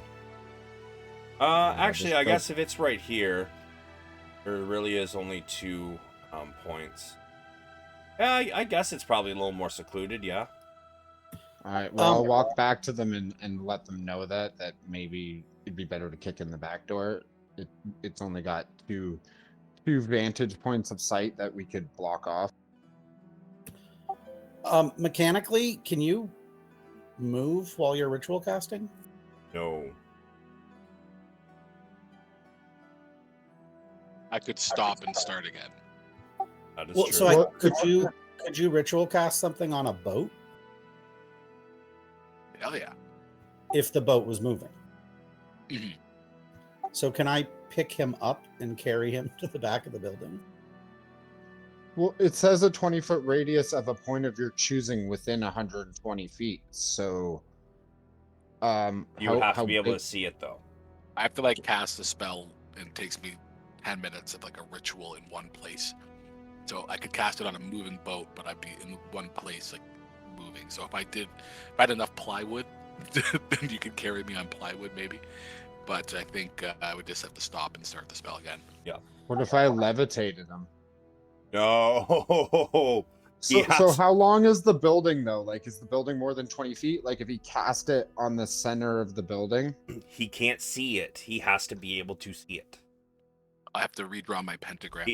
He just has no, to start that's fine. the spell We'll just over. go through the front door. We'll just go through the fucking front door. No, it's only a couple minutes because how long did it take you to? It would have taken Yeah, about a we'll go to the minute. back. A minute to run around to find the door that was locked and get back. Oh yeah. I was just Fast curious forward. mechanically for like in the future if somebody was doing a ritual cast, but then like you would never do ritual cast in the middle of a fight, right? Because it takes too long. Exactly. I was And just we've thinking like, already if you learned- need to move them out of fire or something. And we've already learned ritual casting doesn't work on a wagon. Yeah, because it's very bumpy. Not like paved street. Potholes all over. I mean, I know our streets still have potholes, but these are like potholes. You know those ones where you hit and you scream, "Oh fuck!" Like you just ran yourself over in the pothole? Yeah, that's what these kind of roads would be like.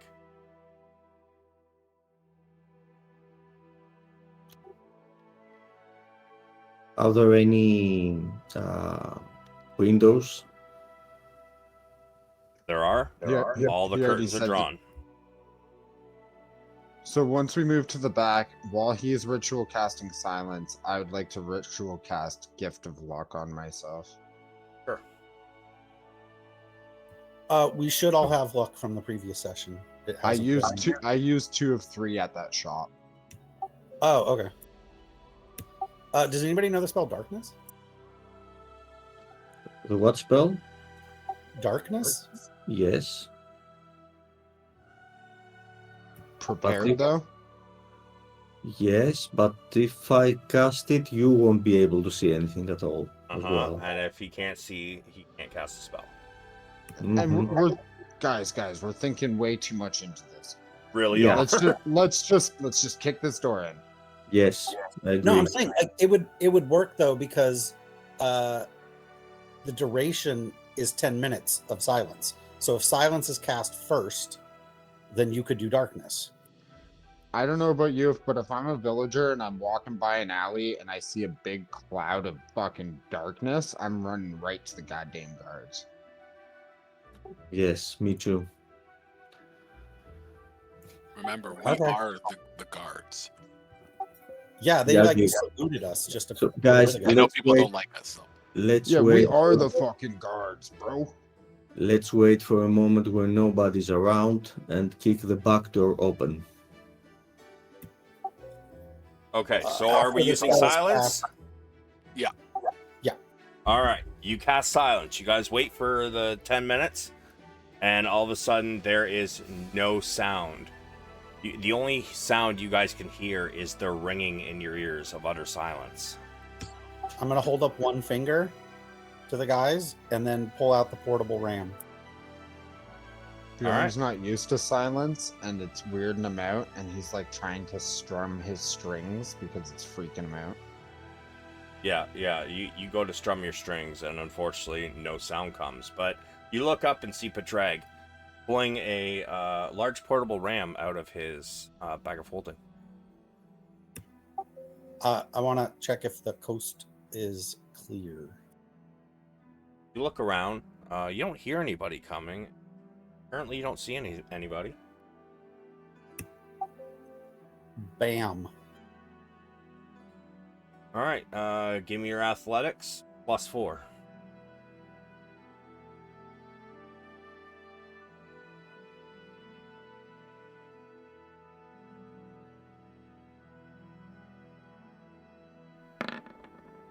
Oh yeah, that'll do her.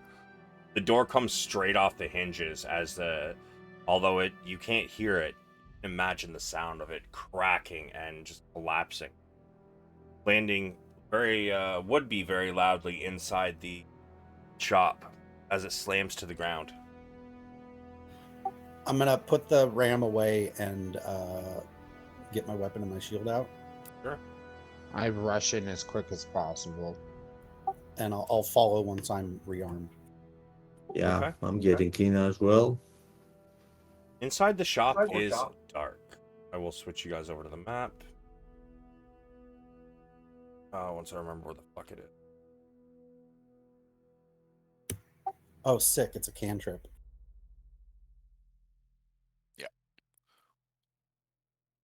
I think we all have dark vision, but I make it a little bit lighter. I don't, but I have the goggles of night because our DM is a saint.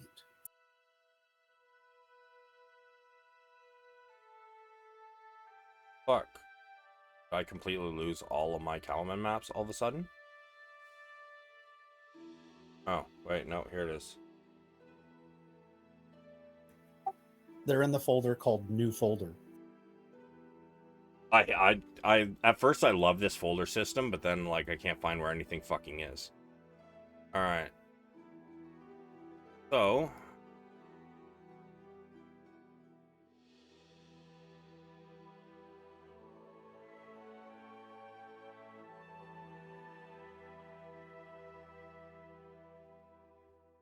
As soon as I see that there's nobody in this room, if there's nobody in it, I'm gonna keep running further into the place. sure. I'll follow him. Bronn, what are you casting light on? The end of my gauntlet, so it's like a flashlight on my end of my fist. Yeah, sure. You guys head into the shop. Bronn lighting up the room with his gauntlet. You look around, you see most of the stuff here is still here. However, Milara is not. On the you know what? So far, the two of you are the quickest ones in there. You both can give me a perception. I'm gonna say, Gondar and yes, and Bjorn. Bjorn, you notice it. There's a letter here. I'm gonna pick it up and hand it to Gondar. Paper with words. Okay, I try to read it somehow awkwardly, with still holding the bike. I can hold it up for him, like I'm holding it up so he can see it. It's upside down. Oh, I flip it. It says,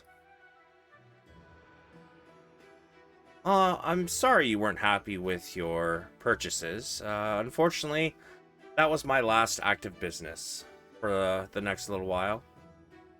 I'm pretty sure somebody will be coming to take over the shop before long. I hope they can give you better service. And don't worry about the door. Next person will take care of it.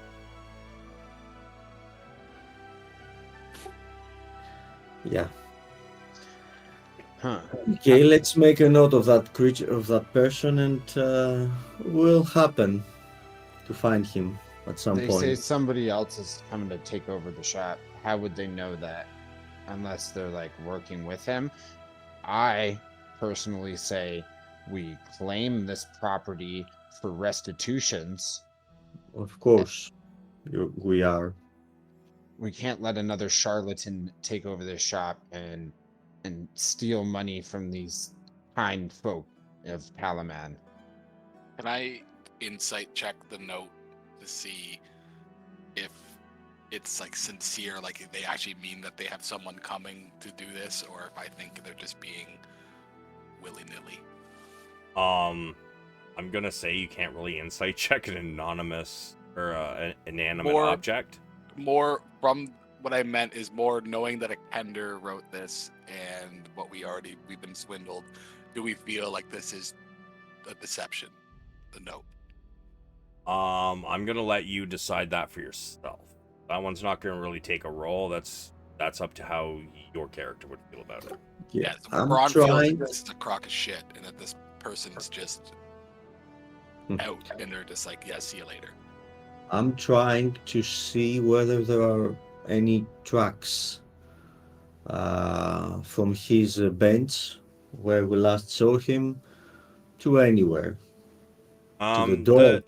The shop isn't very dusty. It's pretty clean. You're not gonna really find any tracks on clean floors, really. I'm gonna use the telescope and just do a quick like scan around the thing. I know it's like super zoomed in, but like as I'm going around, like everything would be kind of the same shades. So I'm going around very slowly to see if like anything suddenly changes in pigment. The true sight would just flat out see invisible creatures. I mean, But that's what I mean, but yeah. it's super zoomed in, so like I wouldn't be able to get a wide sight, and I know what the colors of the room kind of look like, so I'm just slowly scanning around to see if a color pops up in the sight. Because So it doesn't just let me cast it, right? It's only when I look through it. yeah, it's just when you look through it. So I'm just like looking for a change in color that would signify I'm looking at something that I can't see in the room right now. As you take a minute or two to like scan the entire room, what you do notice something.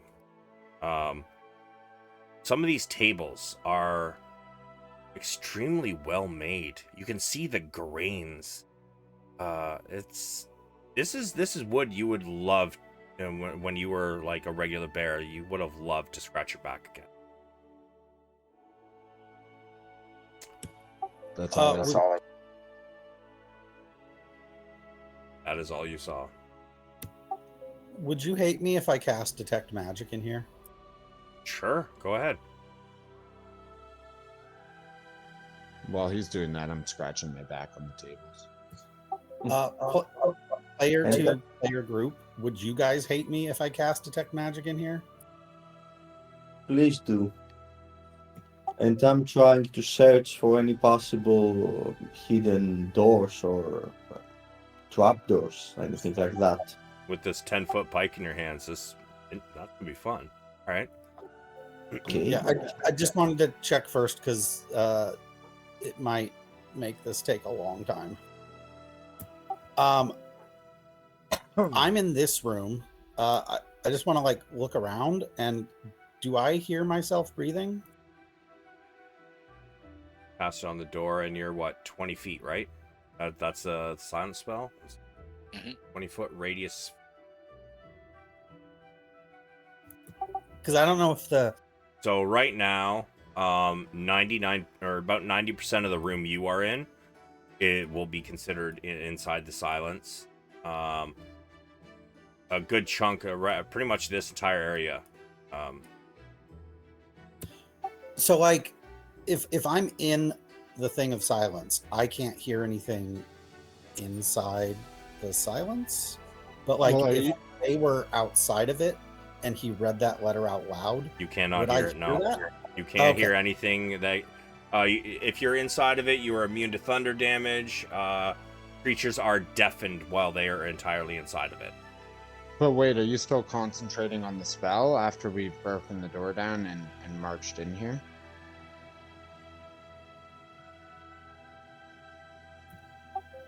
Bronn? Well, only if we would want us to. So no, I likely would have dropped it after that. Okay, then I'm gonna cast Detect Magic while I'm in this room. If silence is gone. You want to post it for me, please?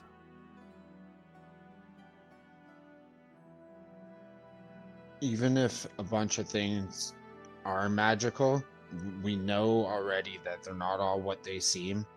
And if we plan on taking over this place, then we don't necessarily have to go through everything right now, because we don't really have time for that.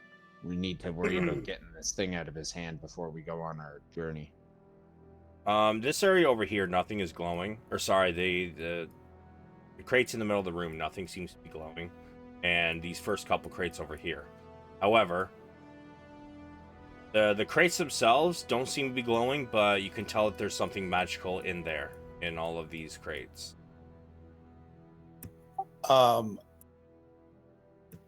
Anybody good at detecting traps? Not particularly. What kind of skill would that be? Detect trap? Yeah, there's a spell called Detect Traps. Oh, no.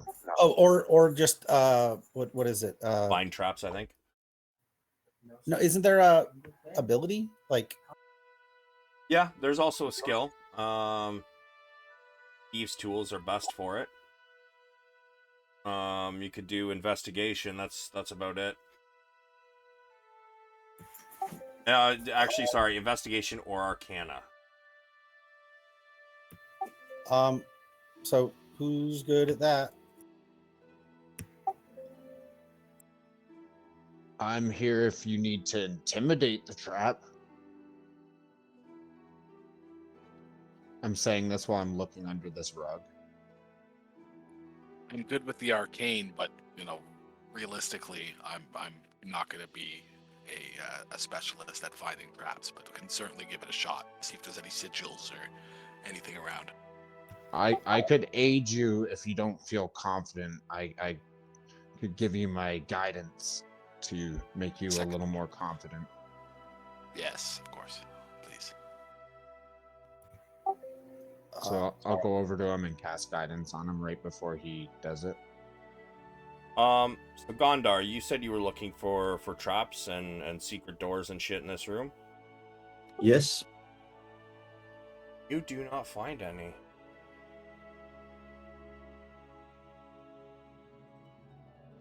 Although what the shop sells seems to not be on the up and up, it seems the building itself is.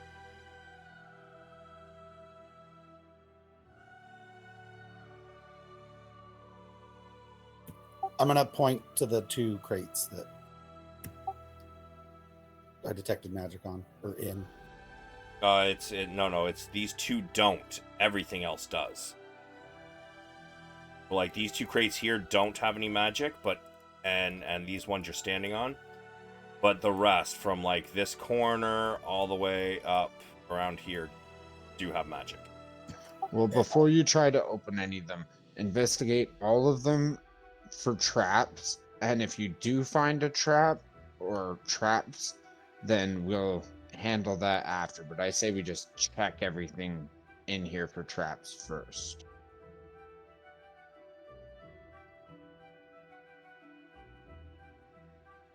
All right, so 7 crates. Are you checking the bags too, Bronn?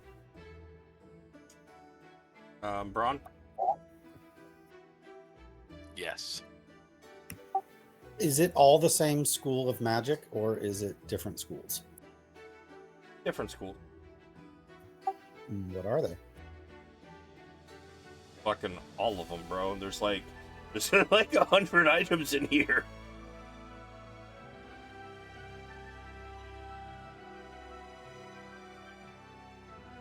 So Bronn, which kind of traps are you looking for first? Physical or non-physical?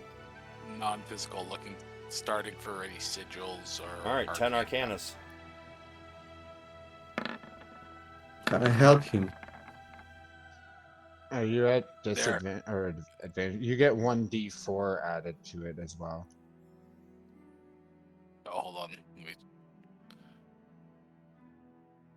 put Gondar, it's gonna take you a little while to search the whole area, this whole room for traps and doors and such. I stopped rolling because I was at advantage. Do you want me to roll with advantage 10 times, or just and take the roll, or do you want me to roll normal? I'm gonna say you're gonna be able to get through your Arcanas before Gondar finishes checking out that room. But guidance gives you a D4, not advantage. Yeah, I know. I had advantage on those, so do you want me to roll? No, because if you don't have advantage, then it's the first roll. So your first one was an 8, next one was 16. But you need to click the 1d4 modifier. Yeah. Yeah, I thought I had one for skill checks, but I don't. I have You only should- the last one. I think you Global do. skill modifier should have Yeah, 1d4. yeah, guidance. it's all the way down, like by your tool. That's where your skill D4 should be.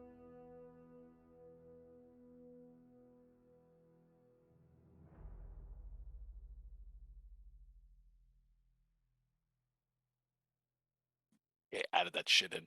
Here I go.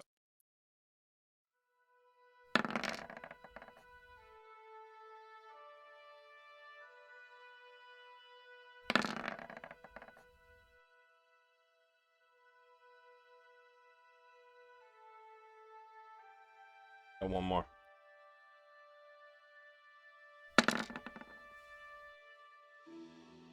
You are not detecting any magical traps. At this point, Gondar finishes up with his room, and he comes in here, and he says he's going to help you with looking for traps. Detect magic it doesn't just like do the room that you're in when you cast it, right? Like it's a concentration and you can walk around with it on, right? Yes. So were you like walking around the whole place while we were checking for traps? Sure. Although what I'm kind of looking for is anything that's abjuration. I mean, I'm interested in other schools of magic, but that's the main one that I'm trying to maybe find something in. Okay. Is there something specific you're looking for? I mean, detect magic can just give me that it's abjuration, right? Yeah, but I'm assuming that you're looking for abjuration magic because you're probably looking for a specific item player-wise. Yeah. Dispel magic and remove curse are both abjuration. Oh, so you're okay. I see what you're.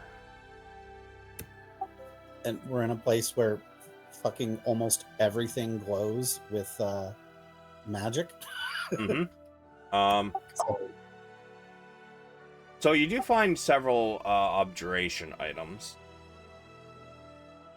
However, upon looking at them, none of them really seem to be a move curse. Until you get over to the books. Managed to pick up one of these books. Although most of these books, a few of them are magical. But only one seems to be giving off the kind of magic you're looking for. While I do this, Bronn, you can give me 10 investigations at advantage with guidance. Padraig, you find one book and you pick it up. And you find one scroll of remove curse. I'm gonna call out to Gondar as soon as I find it. Since if he's in the other room when I find it. Oh. Oh, could you please cast it?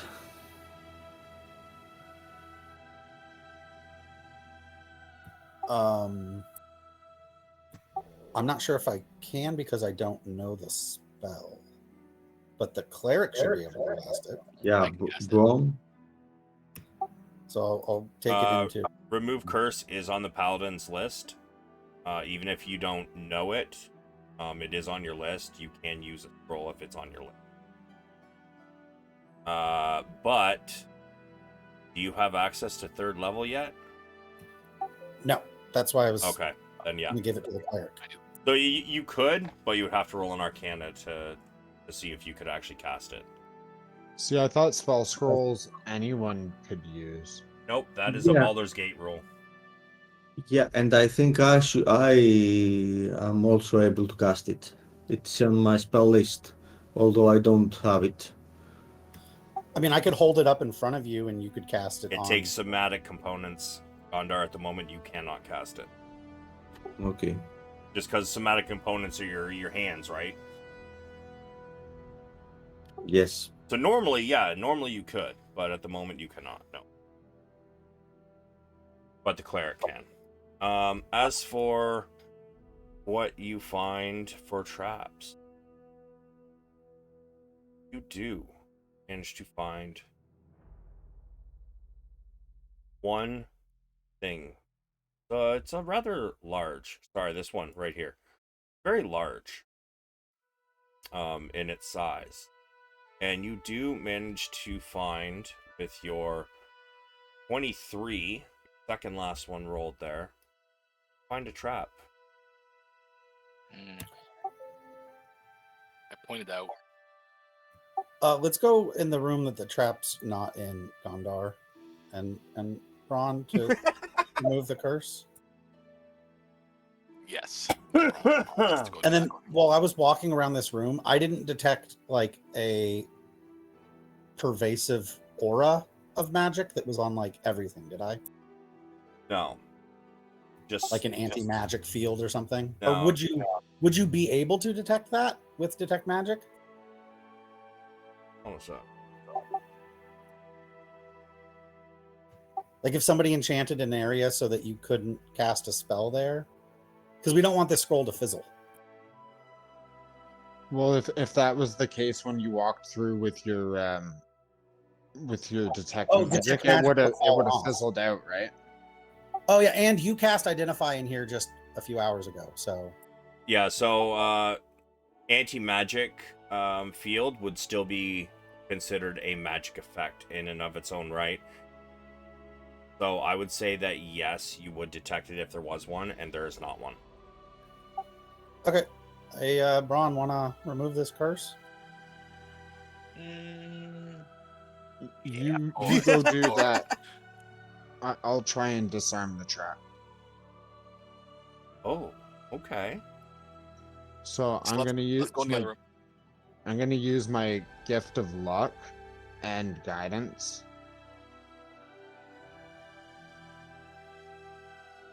Sure. Hey, Gondar, are you there? Yes. Gondar just forgets to move his token, I think. I will look at the spell scroll and cast Remove Curse. Yeah, they're casting it in that room, Gondar. Sorry. Away from whatever is going on in that room. Yeah. As you cast it, Bjorn, Bronn, as you cast it, Bjorn, I would like you to give me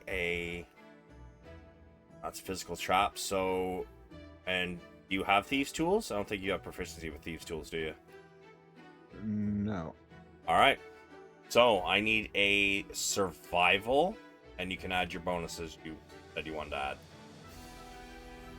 Gondar, you begin to feel your hands loosening up. Oh shit. Whoa. Wow. Okay. Wow. That was literally maximum roll. That was... Probably. Correction, that was 2 maximum rolls. It's okay, sure. You guys hear a click from the other room as Gondar, your hands loosen up from. And what do you do now that I let it go. your pike falls to the ground?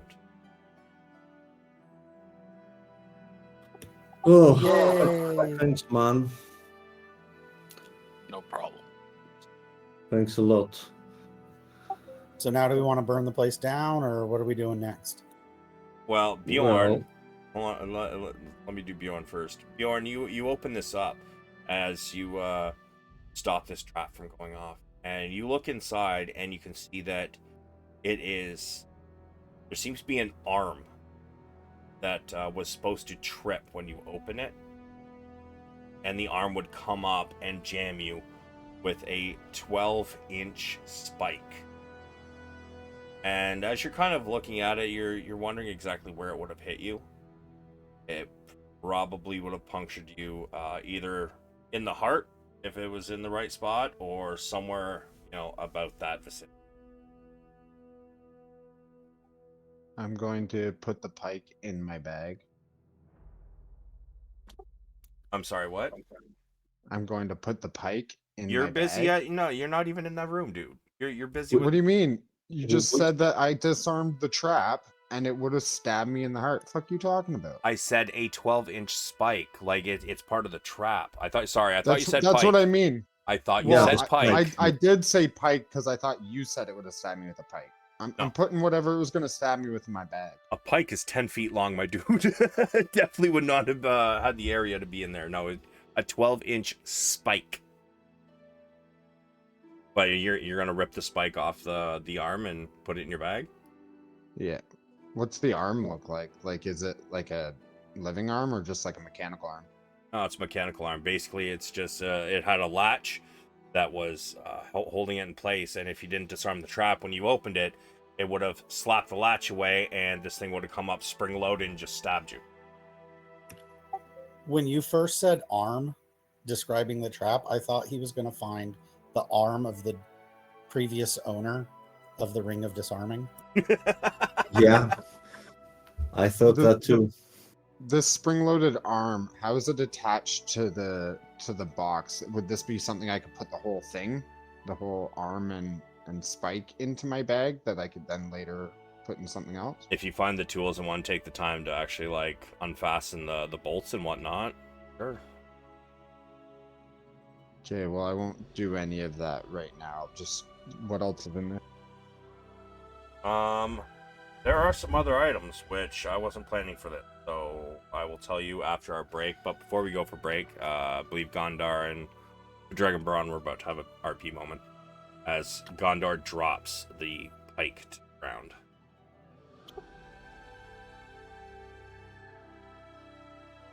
Oh, that's Whoa. fantastic. Thanks, man, for that again. Yeah, no Lord, problem. I thought I'd have to get used to doing everything with that thing in my arms.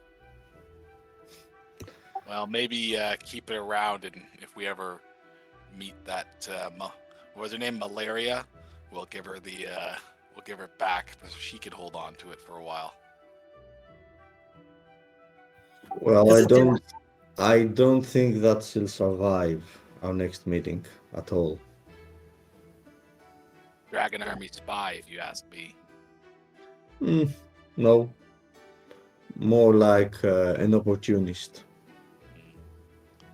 but with no moral obligations or restraints. Anyway, so guys, should we somehow secure this place and claim it as our own, as compensation, or just raise it to the ground? I vote we keep this place. Do we see any keys anywhere?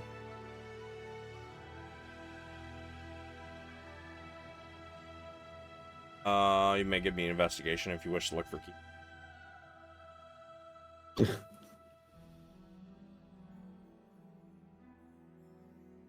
I mean, like, we're literally the town guard, so, and from recent discussions, we don't think anyone really outranks us. So we can pretty much decree that Calaman has now seized this area because, as Bjorn said, charlatans are moving into the town and taking advantage of the people. So, this is now the property of the town's guard, aka us, and all revenue shall be directed towards Calaman, aka us. Yeah, good idea. The dirty cop energy is so strong right now. Calaman needs a source of income, and we can help with that. And Calaman, we need aka us. and I Well, would we also are. like a place to stay and sleep that isn't in the castle that is constantly being invaded and having people murdered in their sleep. A little more controlled in our own environment. Somebody should write up a declaration to post on the entrances. I'm gonna test these keys in the front door. We could also maybe like give, if we remove all of the horrible things here, we could give it to the refugees. Indeed. I mean, how big is this place? Like, imagine how many bunk beds you could fit in here if it was turned into like lodging or something. True.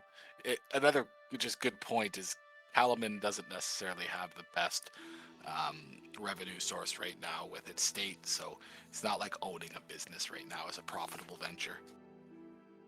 Everyone's talking about owning a business. I'm just talking about a safe place for us to live and store our stuff that, isn't in the castle, that we don't even know who's going to be in charge of when we get back from this mission.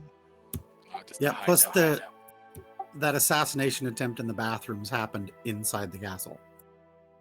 I do like the thought of a hideout, and we can just say that this place has been condemned, put a note on it. I mean, the door in the back will have to fix. But yeah, we could essentially say it's closed down, shutter it, and use it as a bit of a hidden hideout.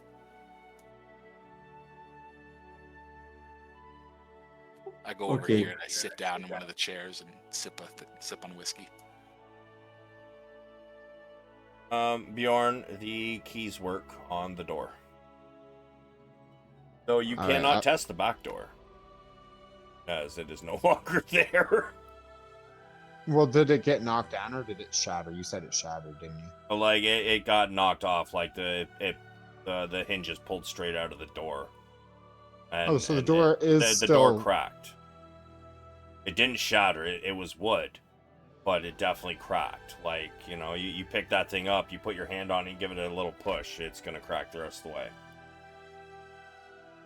Alright, so after I find out it works on the front, I'm gonna lock it, and I'm going to grab grab a table. Are the tables in the back room attached to the wall, those shelf-looking things that aren't crates?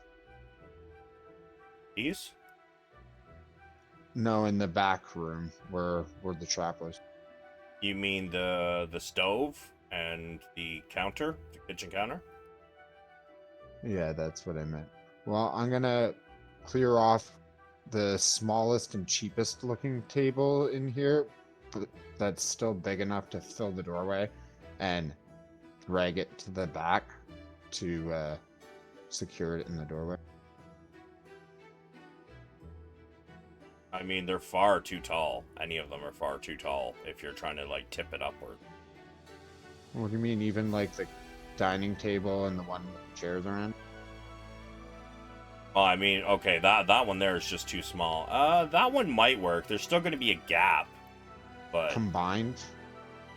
do you have the tools to do that? What do you mean? I'm just gonna fucking nail them to the wall. Sure, I'm sure she's got some nails around somewhere.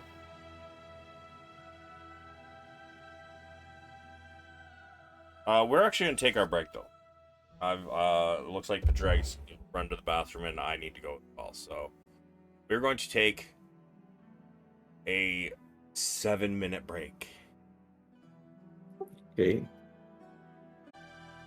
All right. And when Padraig I walked said, hold through on with a his second. detect magic, he would have seen all the things in here that were magic. Could we maybe have shoved all those items into our bags of holding that would fit? So like 90% of the shop. Yeah, why not? You never know. That what's would be gonna more happen. than the bag can hold. I thought the bag was limitless as long as it fits through the opening. It has a 500-pound weight limit, and inside I don't go by the weight limit. there's also a volume limit on the inside. I know. I don't go by that. Oh, However, but the rule is you can't abuse it. You know, picking up everything mundane. But this is all magical shit. But just about everything in here has some sort of curse or detriment. And I'll be honest, there's zero chance in hell I am making up 100 fucking items that you guys are never going to use. Because they're cursed. Alright, fair enough. But what we could do is I could give you a money value of everything in the shop. Yeah, sounds right. but who would we sell it to? Don't know. You might find somebody down the road. Who knows? Or yeah, But at least or you got we- that option. Yeah, or we keep it in the shop and we rebrand the shop like we Be Honest. Like we call it the what are we gonna call our group? Like what are we? The heroes? Still Beak. alive. The Calaman Kill Force? A little aggressive. Jesus Christ. The I think all the cursed ones should go to Bakaris. Well, we are all bound by Ispin in the Green Shield. The Green Shield. What's That's a good random name right option? there. Green Shield Guardians. The Green Shield Guardians. Windshield Quartet. That Just the doesn't Green rhyme. Shields or anything like that. We don't wear green, but doesn't mean we can't honor Ispin. I mean, you could always, get some insignia Sigil. drawn up. Yeah, I think The honoring Green Shield Ispin would Garrison. be the best way. So, Like A that. garrison is like a troop of soldiers, right? I like Green Shield Garrison. garrison is usually like a place where a contingent is, like, that protects an entire area. So we could call ourselves the Green Shields, and we could call the shop the Green Shield Garrison. Home Green Shield Garrison's cursed items. We market them as what they are. No charlatanry involved. But the thing is, you're not going to know what the curse is until you've actually used the item. That's why you their didn't. fucking problem. Wow.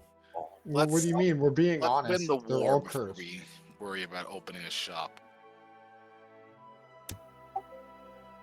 Is this shop in like the campaign, or did you homebrew this? What's in here? I homebrewed because it had no information. So like everything I shouldn't say I made it up. I found it online. I was like, what the fuck is in this shop? And nobody had any answers. And I came across one person who fucking made like a thing. It's like, she's a kender. They're very tricky. Their scruples are less than.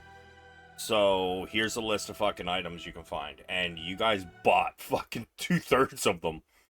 So the drums that they were gonna sell me, those are cursed too. I mean, I'm not gonna tell you that. Are they? Do I see them? Are they Christian? I don't fucking tell you. Hold on a sec.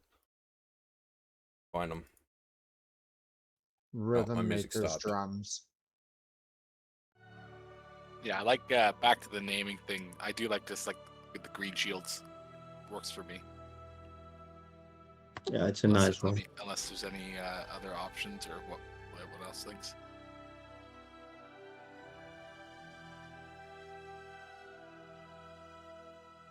Everybody, yay, nay? Yeah. Yes. We started as the Green Shields, and then as we become more legendary, we get upgraded like the Green Shield Guardians, the Green Shield Gods. I'm gonna pour 4 shots of whiskey on the table and toast to Ispin. I'm not drinking out of anything if I see him pick it up from the shop.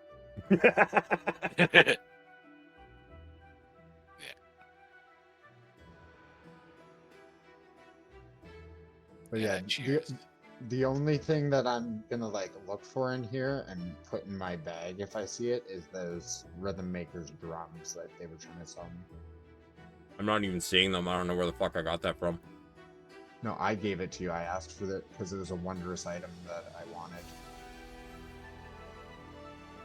Oh, so it's not in here.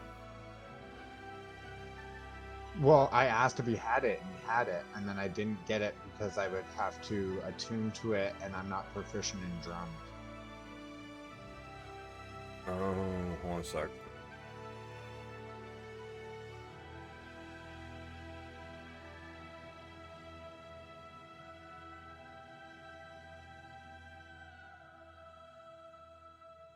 It's wondrous, uncommon. It gives +1 bonus to spell attack rolls and to saving throw DCs for your bard. +1 spell attack, +1 spell DC.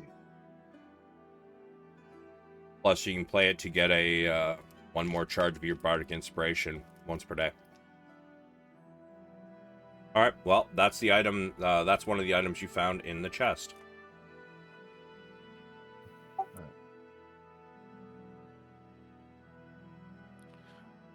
I'm gonna work on getting the back door reassembled, or like get it up and try to re-secure it. And I if put can't, tables there. okay, yeah, it's like some sort of way just to push it closed. So if that's already good, then just make sure the back door's secure.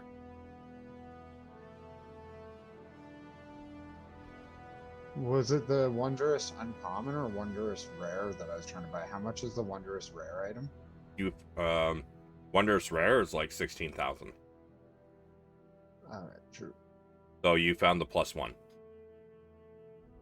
But I'm typing up what else you guys found. What happened to it? Awesome. It just fucking disappeared on me. Cool. Love that. Well, it's fine. We don't necessarily need to know it all tonight. You could work on that after. We Well, just yes, but continue. what I'm saying is I was just typing a bunch of shit into chat and it all just disappeared on me.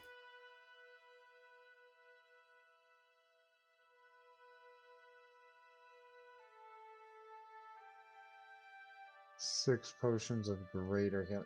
You told me they didn't have real healing potions. She deals with a lot of fucking customer complaints, bro. Do you think she's made it out unscathed? Keeps that shit for herself. Oh, that's why it disappeared. I accidentally put it in chat.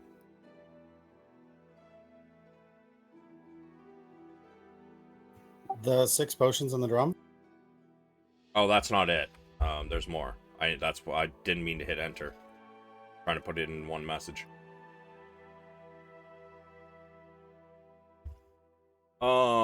And then there's gonna be an item for each of you.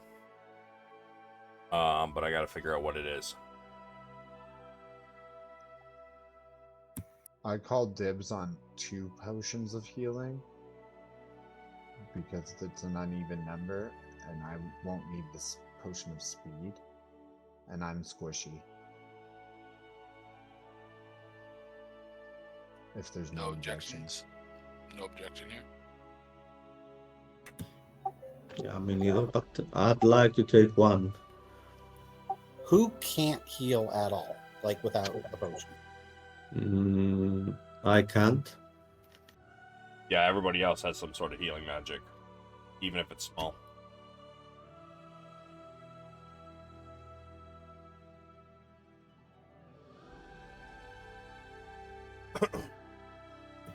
I mean, I would say that the 2 people that can't heal themselves without help should each get 2.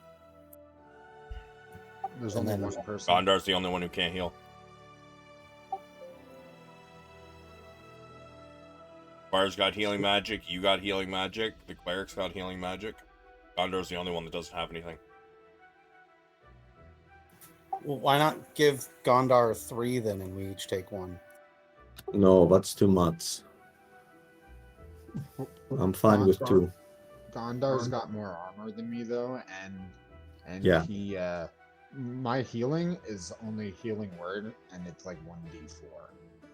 Yeah, I agree with that. I could Yeah, that's even why I go said with 1. people can't heal. Yeah, Gondar's the only one that can't heal. I'm saying the bard can't because the one thing he has that does it is shit. Yeah, that's fair. Don't you have Cure Wounds? You never learned Cure Wounds, Bjorn? No, remember, I switched it for healing word because I realized like I'm a support. I'm trying not to be up close, and I have to touch them to use cure wounds. Fair. Alright, so 1 greater healing to Padraig and Bronn, and 2 to Gondar and Bjorn. And there are 2 potions of speed.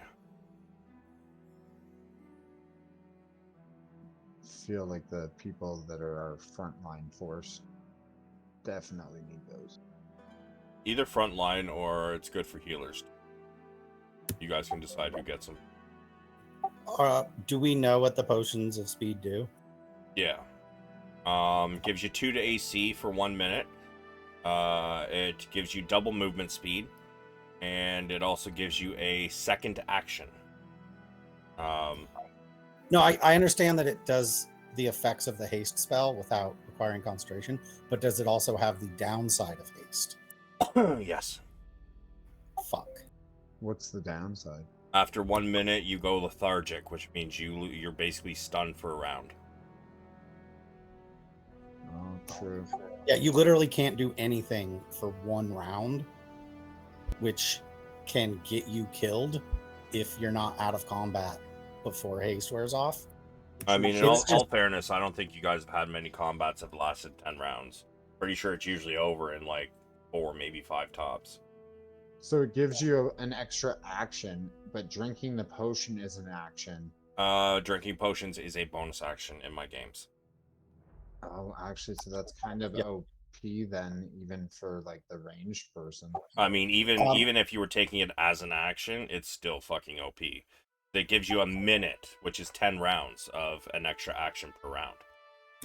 Yeah, I definitely want one because I don't get haste until a higher level, and haste is fucking amazing on a paladin.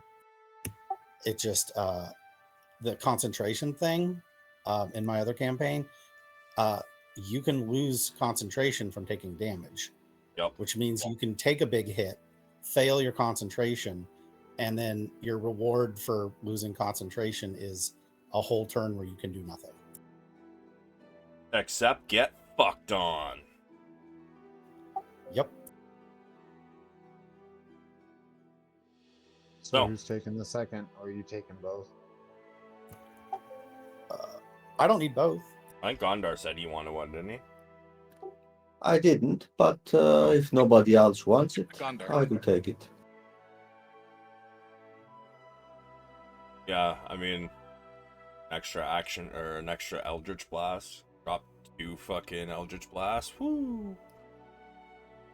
Yeah, that definitely makes most sense for you. Most of my spells are concentration.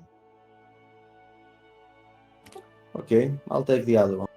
It's also really Thanks. good if you want to chase somebody down too, right? Because that gives you double your movement speed, so you're now at 60 feet.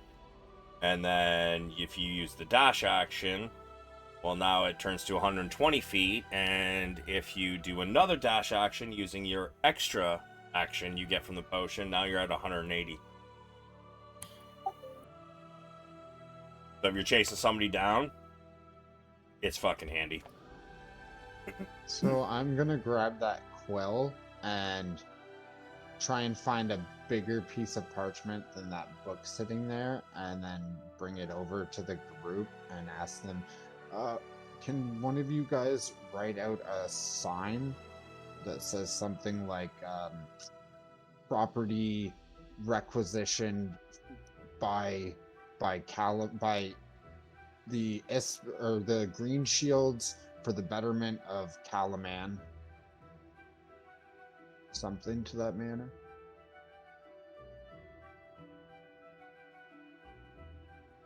Full Lord Soth. Aim it as your own. Yeah, until we check it with the marshal. But for now, yeah. I mean, yeah, if you guys, somebody wants to do that, I mean, by all means, you write the note. Last time I checked, we're the council. Yeah, like the charlatans are taking over the city. We need to stop that. But like not maliciously. Like we are legit operating officers, so I feel like we could write something. Hey, this business is closed until further notice. The act of taking it isn't a bad act, as long as we okay it afterwards with the marshal, and then go to her judgment.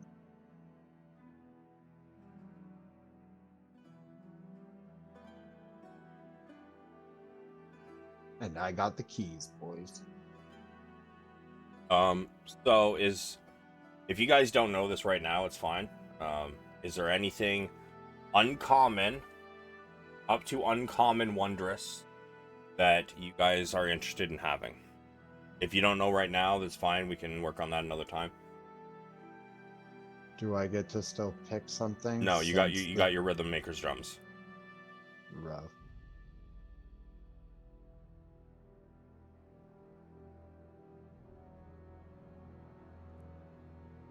It's hard to say without attunement, so I wouldn't know at this moment. All right, fine. No worries. You guys don't know?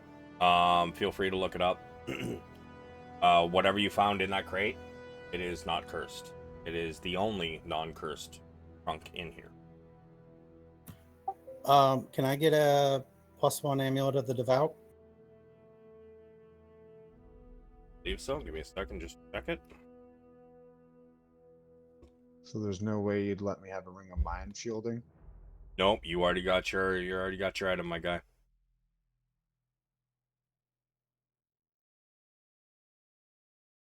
You gotta remember, your Bandor, I didn't look at it close enough. That is uber powerful compared to what everybody else got right now.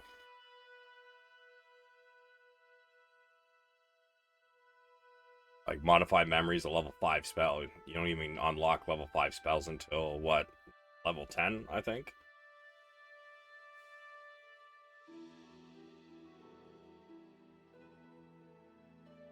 Yeah, you can drag in Amulet of the Devout. Your inventory, Padraig.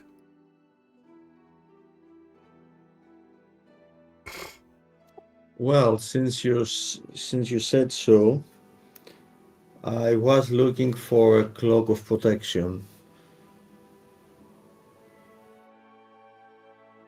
or a headband of intellect or a stone of good luck. I think the Stone of Good Luck is rare, isn't it?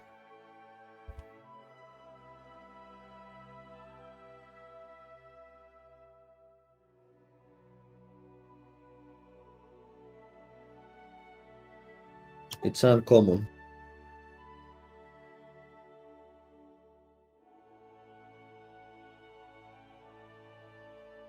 Yep, wondrous uncommon. Alright, which one do you want more, Gondar? The cloak. Cloak it is. If I want something more than the drums, can I switch it? No, because they hadn't already picked their item yet. I didn't know I was going to get to pick one. I was just going by what I knew was in. I'll concede to your judgment, sir. Bronn, you don't know yet? You don't? It's fine. I'll know soon. Alright. But with that being done, what is it you guys would like to do now that the back door's been boarded? You guys looted the one chest that is worth anything? Let's get out of here, guys. We've wasted so much time in this town. And I'll post the two signs, one at the front, one at the back. Okay. I think it was about 3 or 4 when we got to the southeast gate to check the items out outside of town. Yeah, sounds How about right. much time have we spent since then now? I'm gonna say probably another hour. Disarming the trap, knocking the door down, the silent spell, searching the area for stuff, so on and so on. I'm gonna say probably an hour. I'd also like to push something up against the fucking stuff that we attached to the back door. Sure, there's plenty of crates back here. What about the stove? Can I push that over? I mean, not really. I guess there's no gas line connected, but the exhaust would still be connected to the wall. Alright, I'll settle for crates. Okay, did you guys want to throw everything in your bag and I can give you a rough estimate on what everything is worth? Sure. Alright. Everybody give me a D100. Can I use my inspiration point to roll 100? Inspirations are only good for D20s.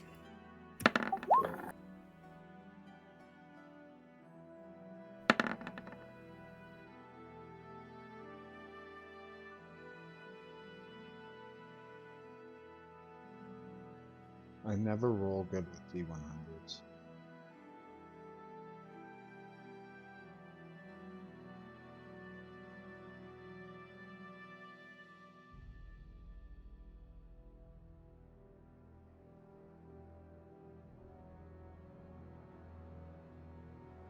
That is the worth of what is in here.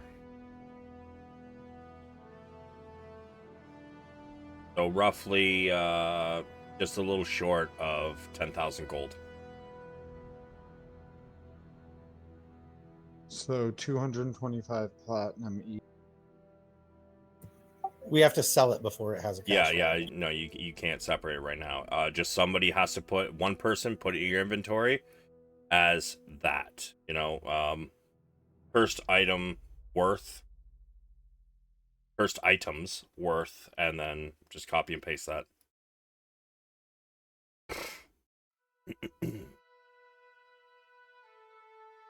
For the item, a ring of animal influence. Do you want me to just throw it in my bio section where I have like a list of like my successes and failures and luck and stuff like that? Yeah, I gave you the wrong number though. That 820 should be 8,200.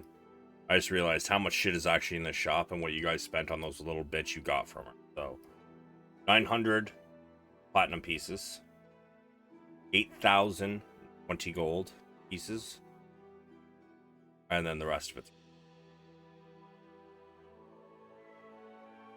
All right, I got 8,020 gold pieces. And 900 platinum pieces? Yeah. And the silver and the copper? Yeah, I was just saying it to make sure I was writing the right thing for the gold pieces. Okay. So I'm gonna say that's probably gonna take you about 2 hours. So it's probably about 7 o'clock right now. What do you guys want to do?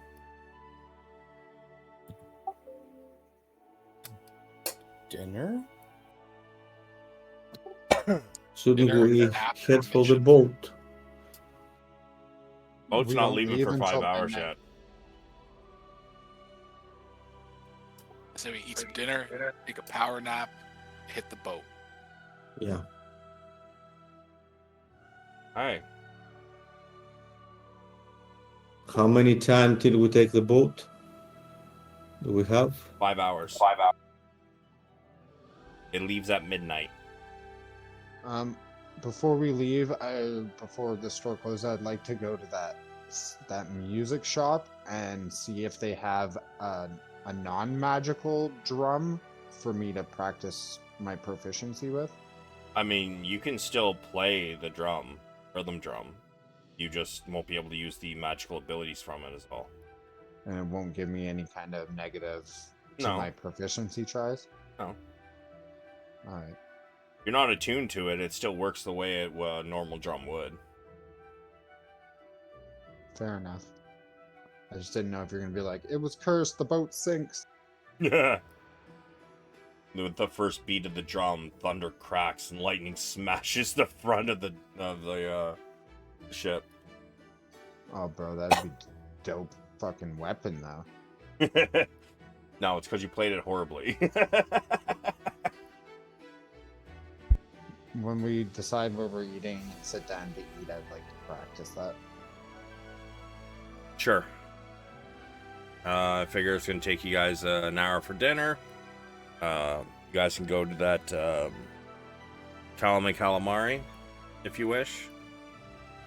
And I'll spend my hour practicing instead of eating because I have enough food to eat on the road. Alright, so you're trying to learn proficiency. Over 1 hour.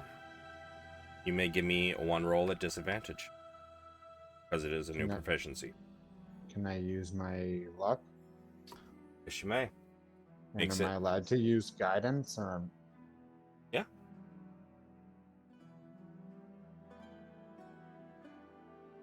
Sorry, what am I rolling? I'm rolling... Performance at disadvantage. Or at straight roll, you mean? Yes, straight roll. Oh, I didn't mean to do that. Wait, I think I told you wrong.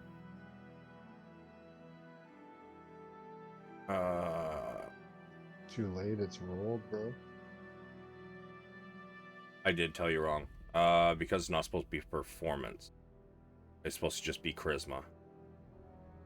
But what is your charisma modifier? 4? 4. 4. So So take away my +4. Oh no, that's not right. no. So you rolled a 12. Plus 4 is 16.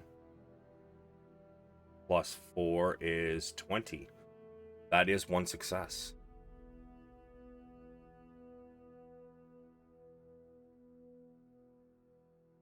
You guys have your dinner. Cost you about 3 silver.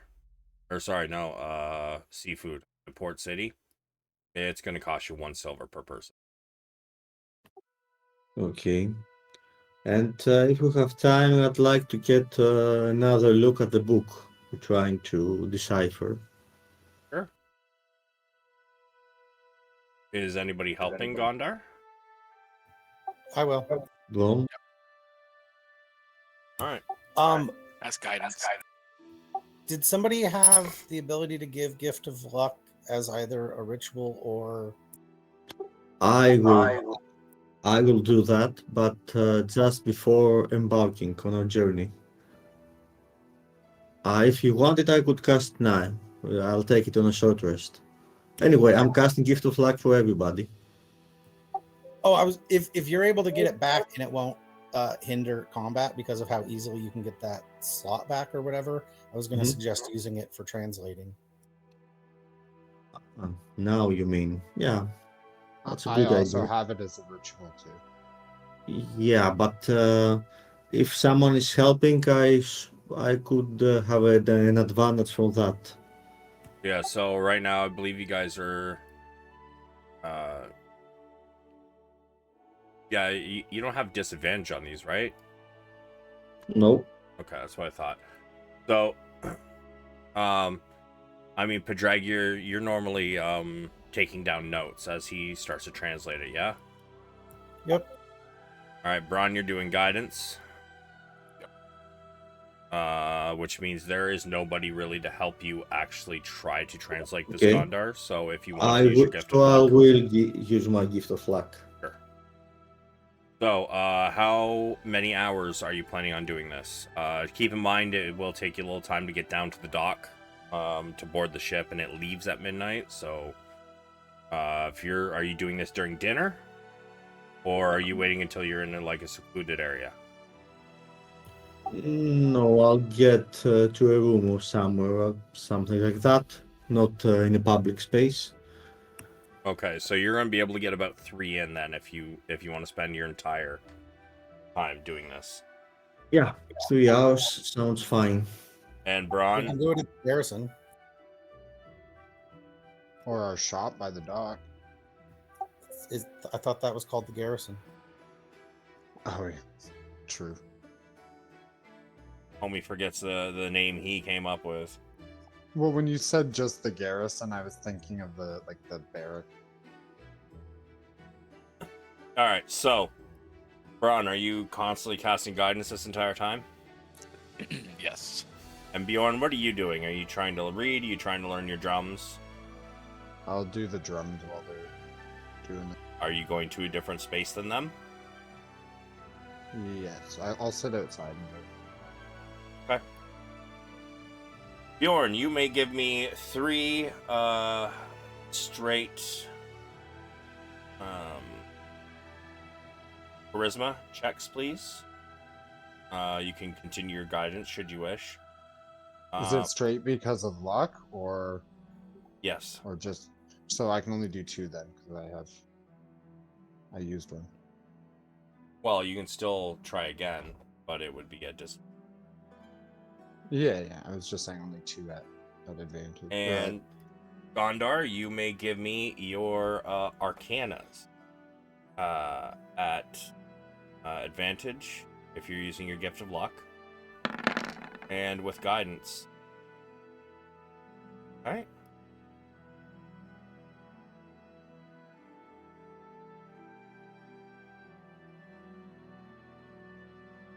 Bjorn, that is 3 successes.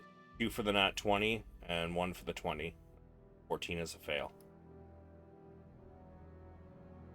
Gondar, that is your first one. You have 2 more.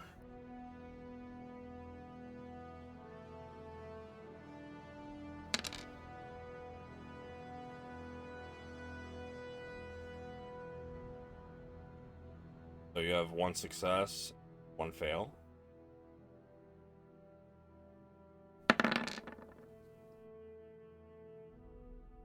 Another success. You get about 3/4 of a page. Fully translate, like worth. That makes sense. Yes.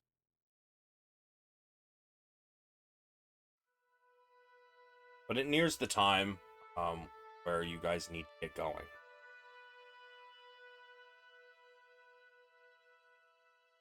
You guys head down to the docks.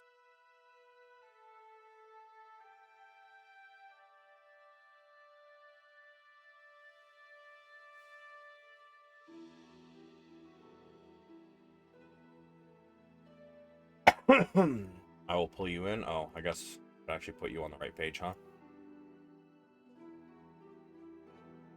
We lost Padraig. I'm still here.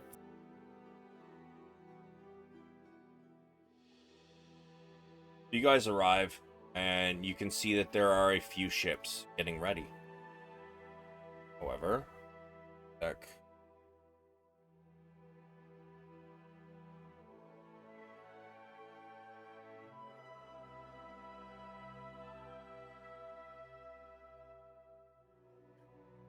Oh, by the way, guys, those who need a short rest to get their spell slots back, I have this.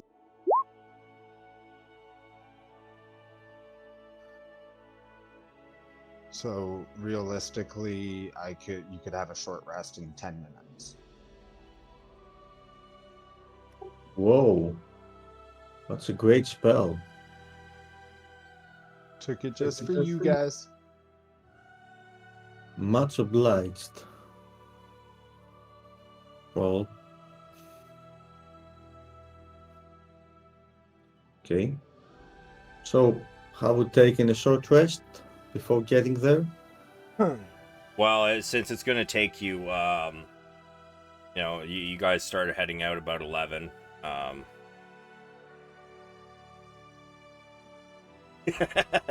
right. Since you guys started heading out around 11,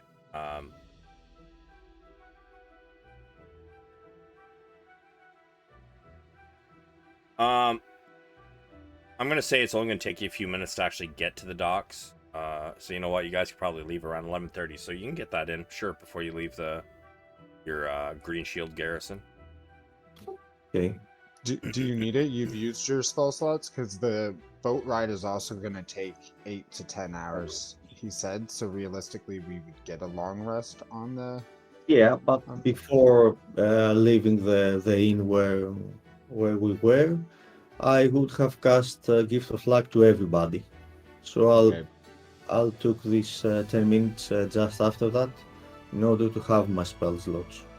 So, well, I'll use it on him, and Padraig, you're damaged, right? he is AFK at the moment. But he took some damage. He did, yes. But it will take for him to get back over the short rest. He would have to burn hit dice, and you guys are about to embark. And I figure as soon as you do, you're probably gonna take a long rest. I don't think it's really gonna matter right now.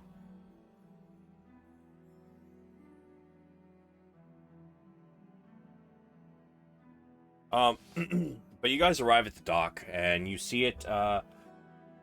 It's a couple ships that seem to be having soldiers and even some refugees who are now dressed in armor and carrying weapons with them onto these boats. One is up here, and the other is on another dock that is unseen on this map. But as you guys approach the docks, you notice over here some very familiar figures.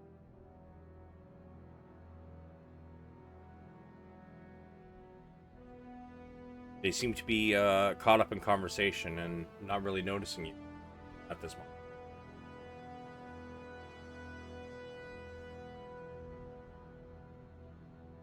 It's my favorite Calamanis.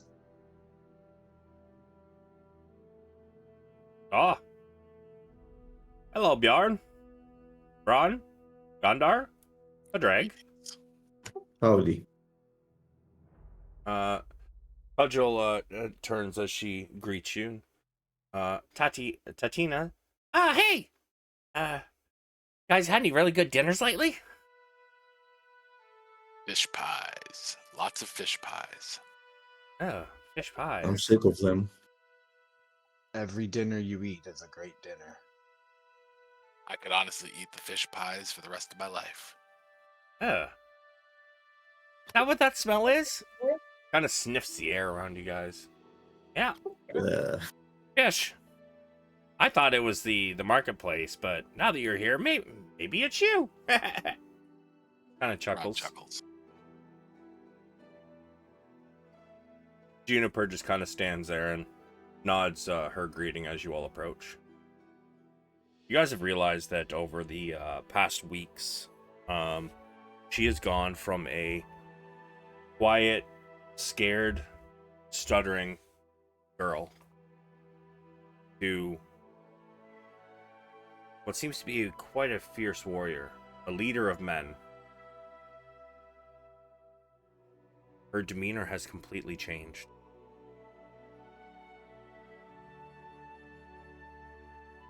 But she greets you all and says, Pudgel will be joining us, as well as Tatina here.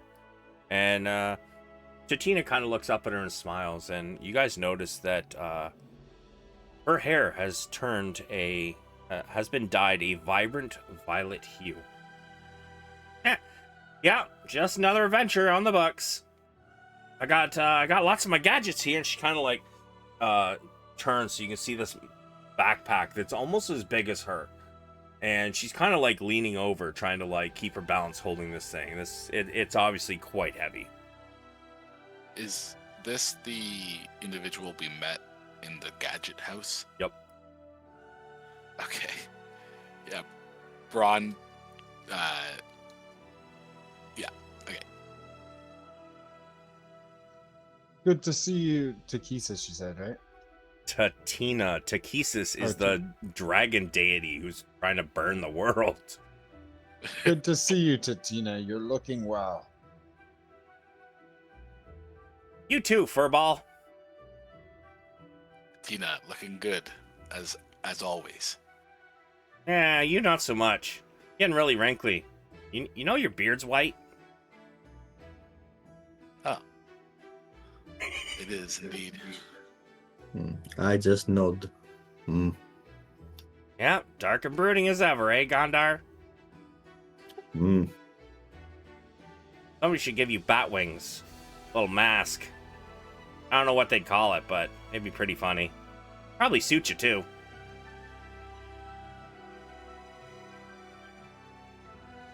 That was a Batman joke. When she says that, I'm gonna do a twirl like batty like this and show off my tattered bat cloak. I said batty, not homeless. What bear isn't homeless and at the same time always at home? I thought bards were supposed to be charismatic, not wise. But it does kind of suit you, I guess. So, are we all going on the same ship? Same ship, same seat. Mm-hmm. Alright, well, I think it's getting close to that time.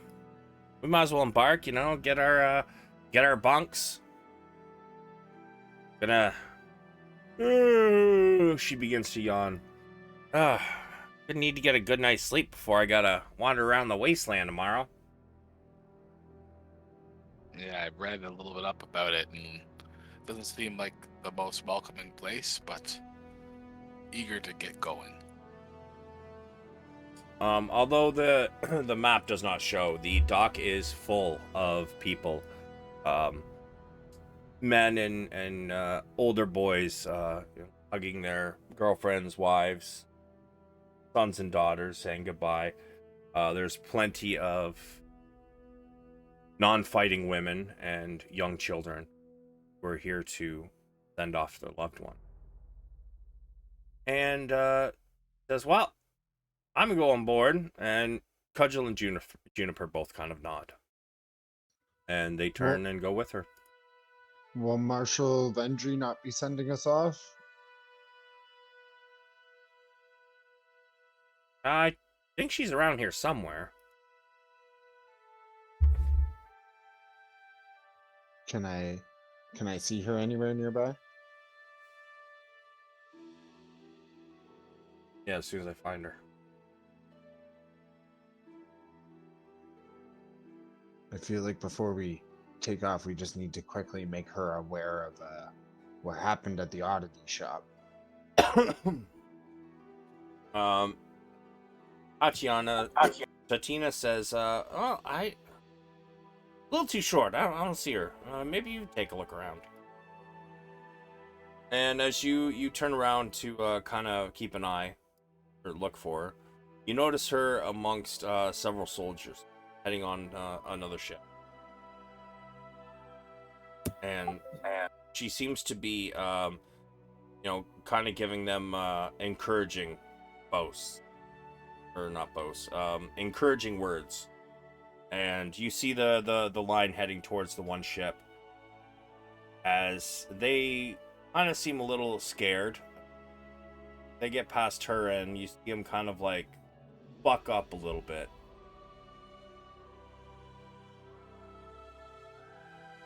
Is the Marshal joining us? Oh, no, she's making sure that everybody gets on the ships. She's got too much to do here. But just says, hi. Looks like we be leading this. If it looks like she's headed this way, then I'll wait. But if it looks like she's not going to be headed this way before we're ready to depart, I'd like to, just kind of take a jaunt over there quick to fill her in. Sure. It does not look like she's heading this way. I think we should just quickly go tell her what happened at the oddity shop, so she's aware before we run. Would any of you like to join me quickly? Yeah. All right. Yeah. Oh, you're all going then? Yeah, quickly. You guys kind of like gently push your way through the crowd, and as you get over to her, she notices you. She says, oh, sorry, he. I always fuck that up. I don't know why. Vendry's a boy? Yeah. What? What? Right? Just leave Vendry as a woman. Yeah, no, she's she, her. All right. Femboy Vendry. Okay. Yeah. Yeah, sure. Vendry, for a moment, looks like she morphs into a man and then all of a sudden morphs back. But you guys approach and she says, oh, you're off. I thought you were on the other ship. We will be. We just wanted to fill you in on something that occurred in the city before we were off. We had a situation with the Maluzzi oddity shop. They sold us some cursed items, and when we went back there to kind of, discuss them selling cursed items to the people of Calaman, they'd packed up shop and taken off, leaving most of the cursed items. In the best intentions for Calaman, we've sealed up the shop and put up a sign that the shop has been taken over until further notice. We just wanted to let you know, so it doesn't look like we're just stealing property in Calaman. But they'd left a note mentioning that somebody else would be along to take over and sell these items, and I don't think it's good for Calaman if shopkeepers are just allowed to sell cursed items without disclosing the true nature of them. Oh, I see. I'll do something about the shop. Very well. So the cursed items are still in there then? No, you said we put them all in our bag. That was Marshal Vendry. We have secreted them away in case somebody broke in. Would you be needing them, or can we dispose of them as seen fit? Well, I mean, that depends on what you mean by how you see fit. How are you going to dispose of them? Padraig will speak up and say, one idea I had was if we ever come across an armory that is being used by the dragon army, we could put them there.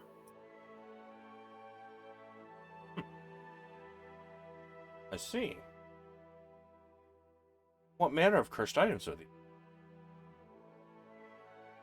Everything. Gondar, Weapons, armor, skins. What?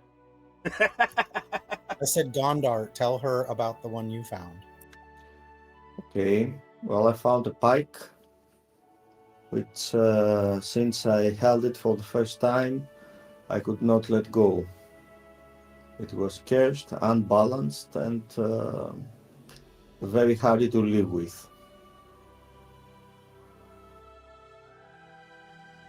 And it So, took a remove cache to get rid of it. oh, he kind of chuckles to herself. Can you imagine trying to take a shit with that? she kind of bursts out laughing.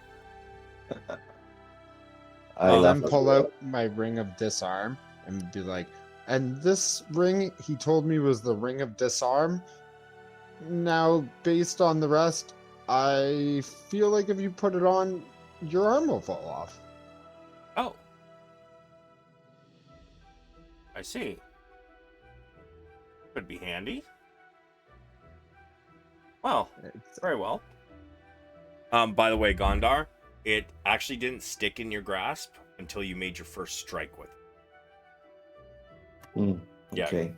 Because you held it before that, and it was Yeah. in your bag of holding, right? So it actually didn't. The curse didn't activate until you made your first attack with it and hit something.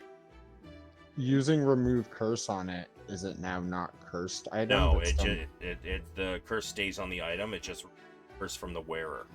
That's how a curse works. Like, if you use something that's cursed, the curse attaches to you. So when somebody uses the remove curse spell, it's targeting you. It's taking the curse away from you. It can't take it off the item. In regards to the shop, we would ask that you consider maybe, like, if we're successful in our mission, maybe letting us occupy it for a time, as the castle lately doesn't always seem the safest. It would be nice to maybe have a place to call home here in Calaman. I will take that into consideration. Insight? Sure. On what, like, how much I think she likes that idea.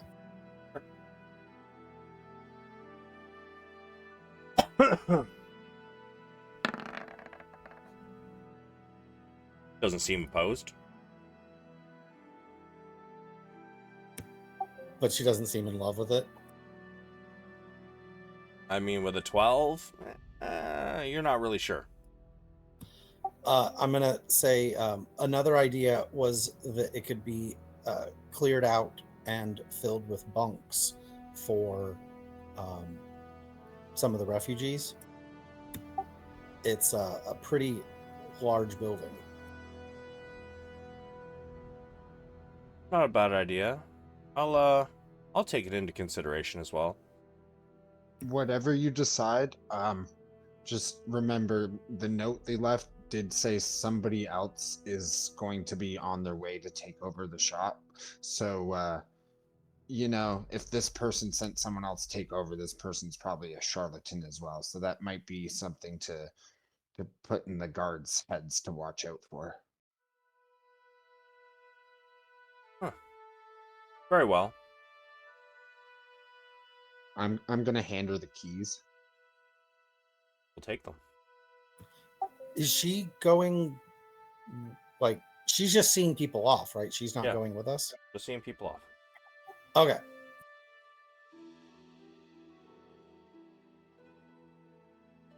We thank you, Marshal. And I'm gonna bow and start to turn back. I'll salute her before I walk away. She will salute back.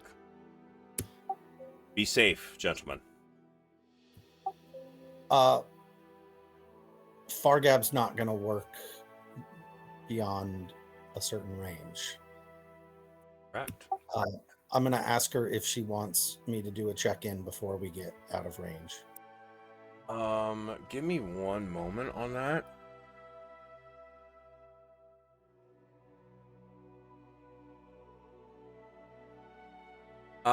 She says, no, I believe, Bettina has the other one currently. Okay. Oh, and she's going with us, so we'll still be able to make use of it. Okay. It's a very large, area that you all will have to be, exploring. There's going to be many contingents set out in other directions looking for what we're looking for. Sounds brilliant. Thank you.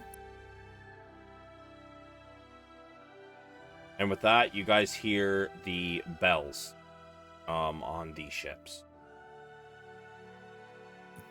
Yeet. that signal their 5-minute departure.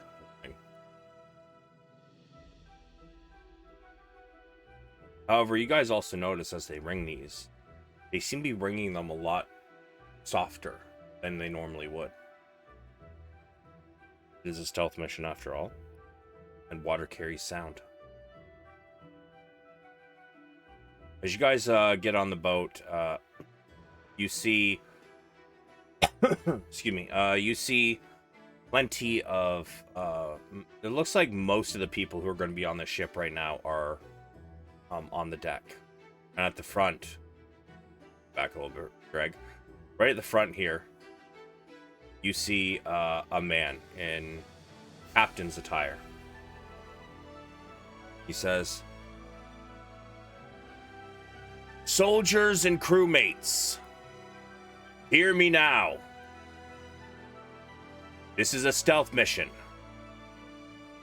There will be as much silence as you can muster on this ship. We do not want unwanted attention. Please, no instrument playing, loud conversation, or loud laughter. Keep as much as you can to a whisper." I'm gonna look at Bjorn. I'm gonna be like looking around, like I don't know what you're talking about. To him, not to the guy giving us instructions, but to his glance at me. All right, everybody, grab your bunks. Deckhands, get ready to depart. You hear an "Aye, aye, Captain," although they do kind of like whisper shout it. And with that, the ship starts to move.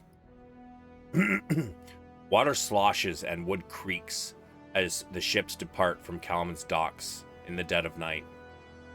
Citizens gathered to bid farewell to loved ones soon fade from view.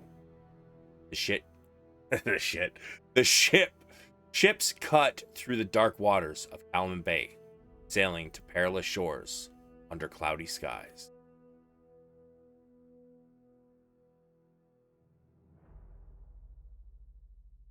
You may all get your long rest.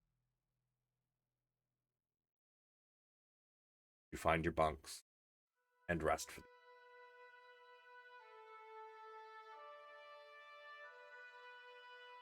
the Did anybody want to stay up on watch? Do rotation? Or you guys just want to get your long rest in, that's it? If How many- if it doesn't hinder our long rest, I would like to keep a watch. I mean, yeah, over the course of 8 hours, you could get 2 hours of watching if you'd like.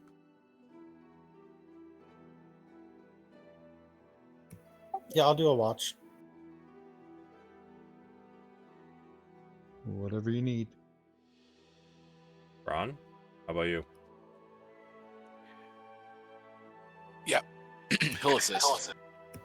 When we exchange who's doing the watch, how about whoever's actively on watch gets the telescope for those 2 hours? Perfect. Sounds like a great idea.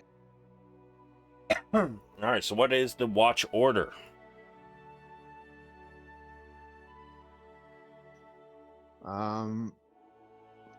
I feel like I should go first because I catnapped you guys.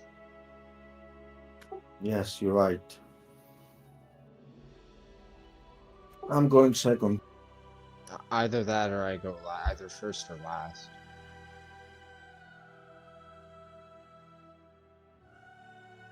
Bron doesn't care.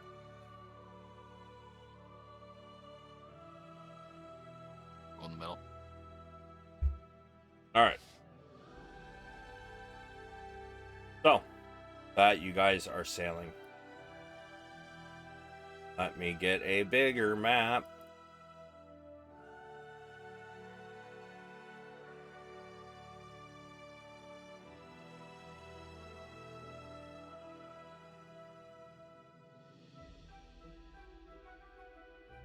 Oh, what? Where is the other? Looking. Oh God, unorganized DM.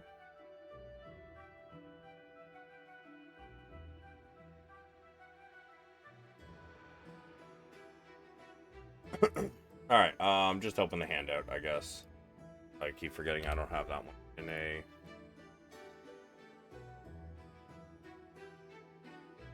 a thing.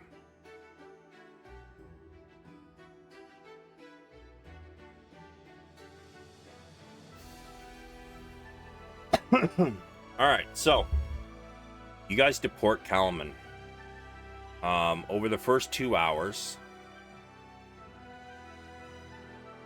Bjorn, as you stare out into the darkness, and if you've never seen a ship in the open sea at night, it is black.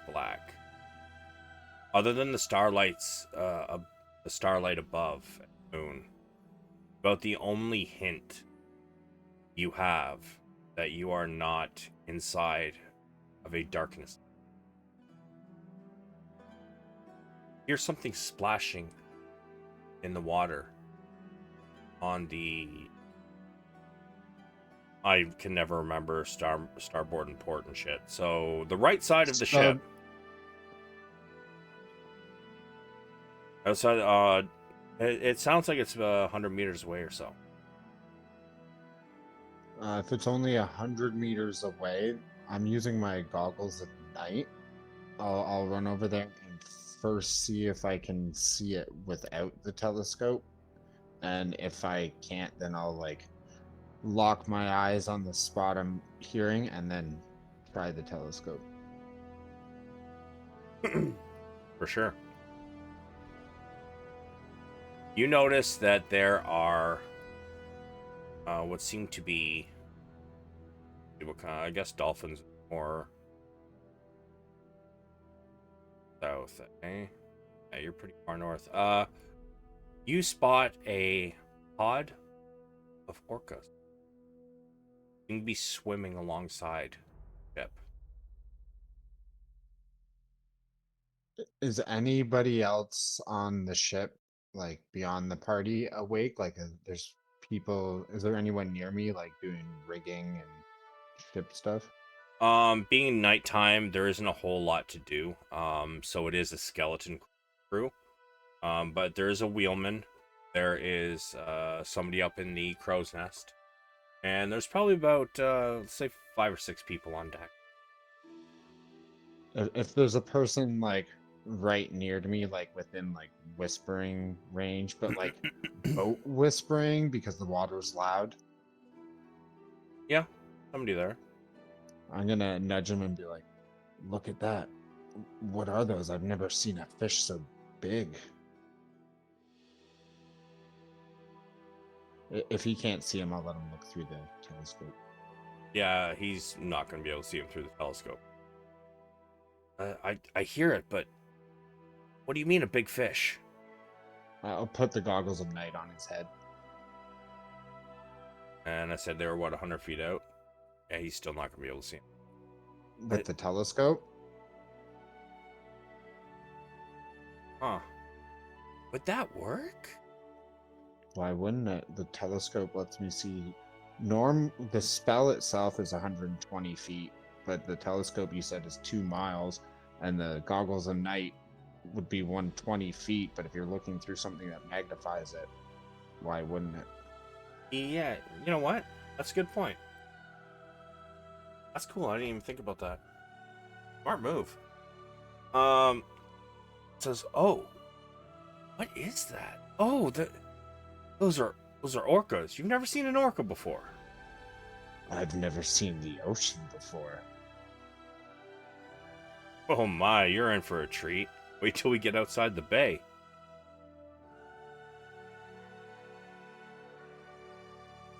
Isn't a bay freshwater? No, not always.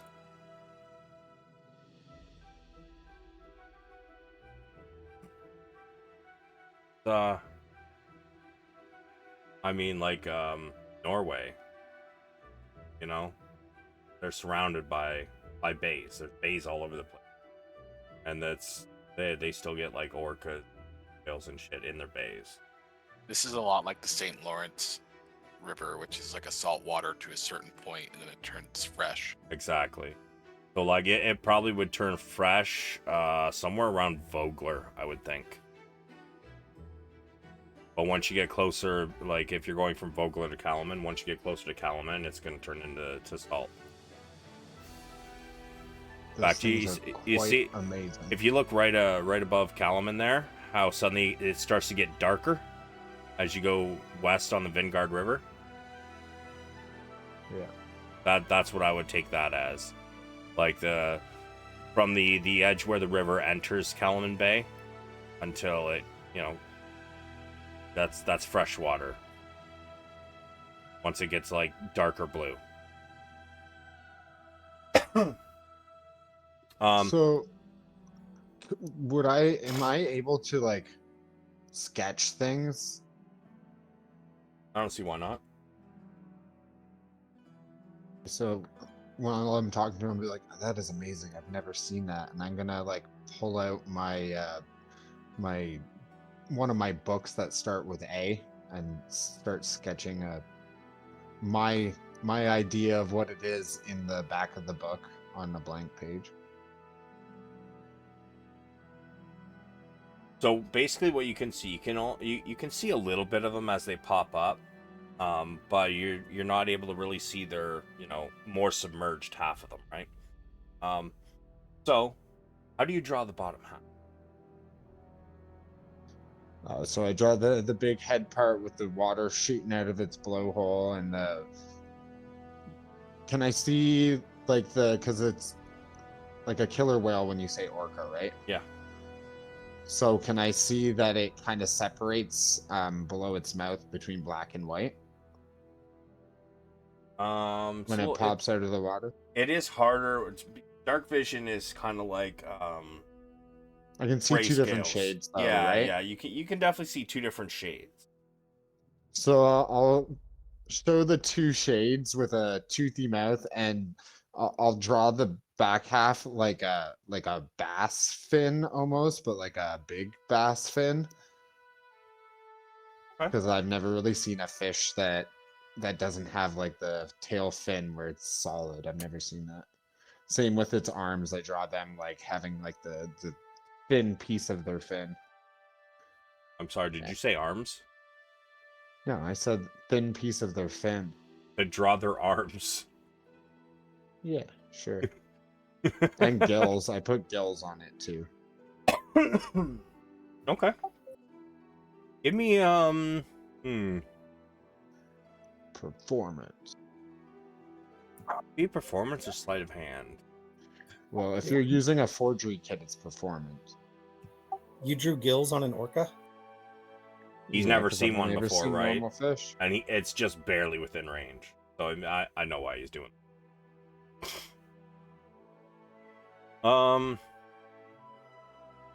What's your sleight of hand?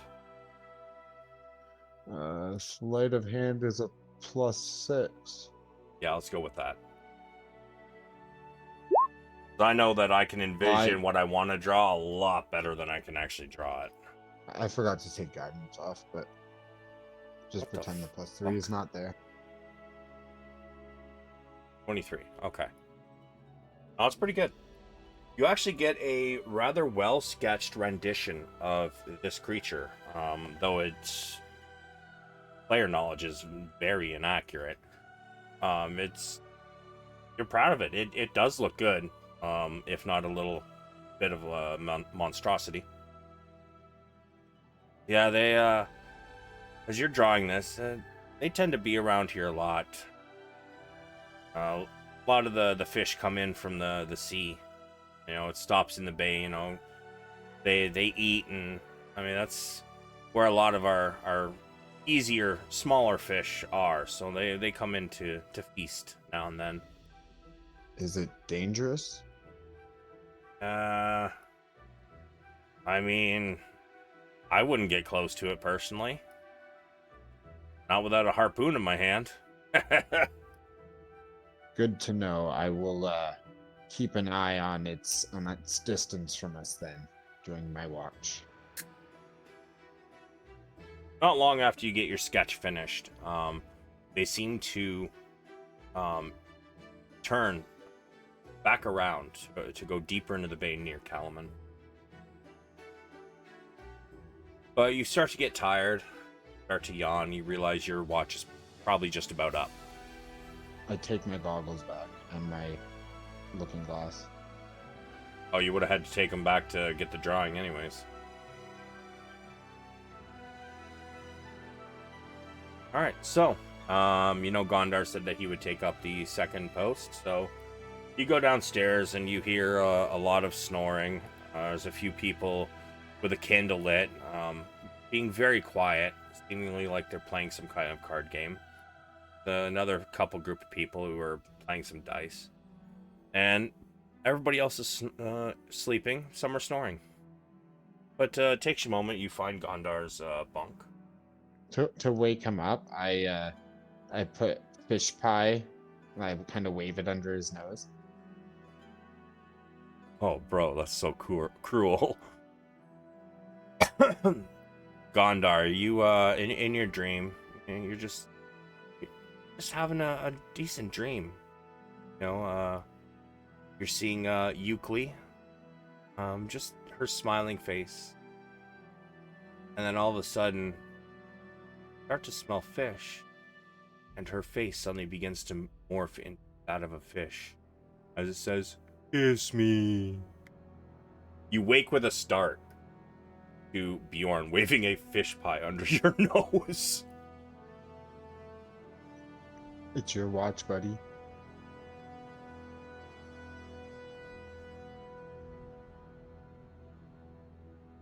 Gondar? Yes. Did you hear any of that? Sorry. did, What you, was did you hear any of that? any what? Did you fall asleep? Perhaps I did. Fair enough. I waved a fish pie under your nose to wake you up for your watch. Well, Ah, I explained that pretty well. I want to do it again now. So okay. you're Sorry, guys. having a nice dream. You're just seeing Euclid's face, and she's smiling at you, and you can almost hear music playing. and kind of brushes a little bit of hair out from in front of her eye around her ear. She smiles, and you begin to smell this in your dream. This fish smell, and her face slowly begins to morph into that of a fish as she goes, "Kiss me," and you see fish lips coming towards you. You wake with a start to find Bjorn waving a fish pie underneath your nose. Get that thing out of my face. Oh, my bad. I just thought you might be hungry. Would you rather this? And I'll pull him out a steak. Yeah, probably. All right, I'll give him a steak. Do you have goggles at night? Oh, But you have night vision?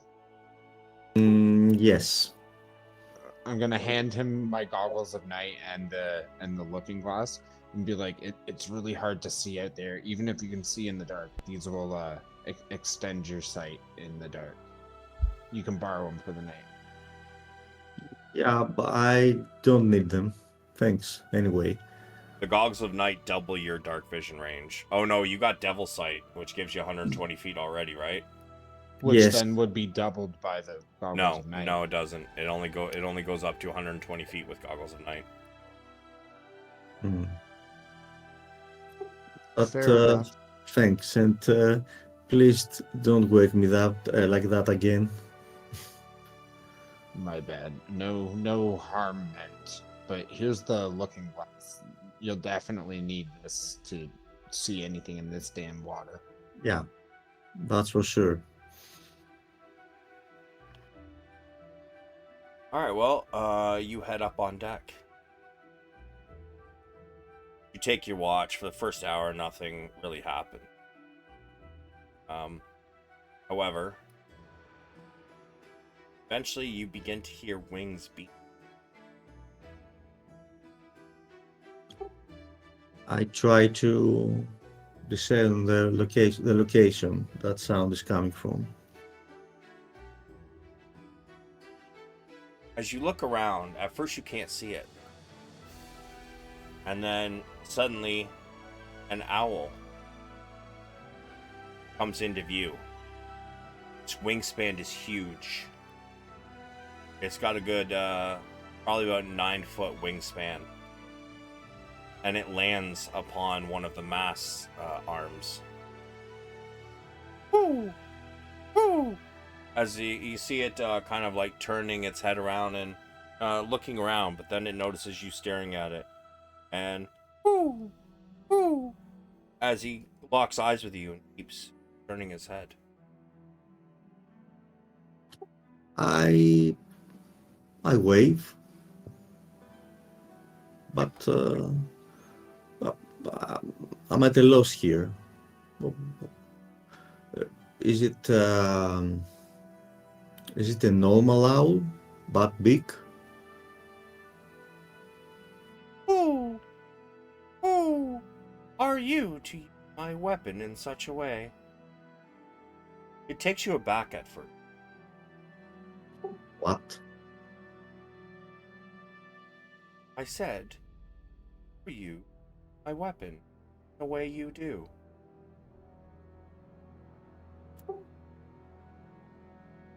Huh.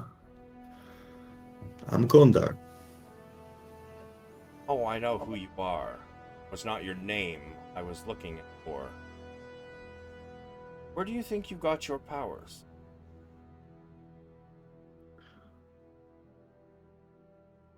Powers that I gave. Oh. My eyes go wide at that comment. And I stand in silence and respect.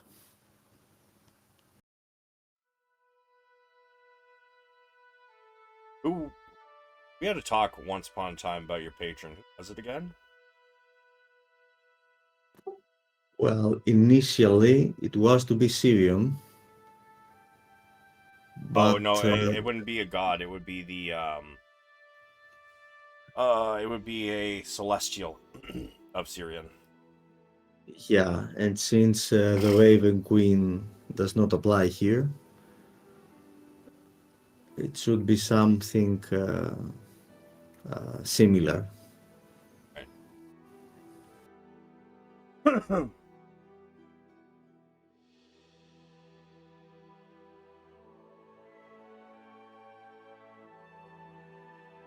Ooh, ooh. Everybody else here, but you, here. It has been days since you dispatched follower. I've given you such power, yet you stroll around cities instead of out hunting. About time you got out, did what you should. The immense power you have.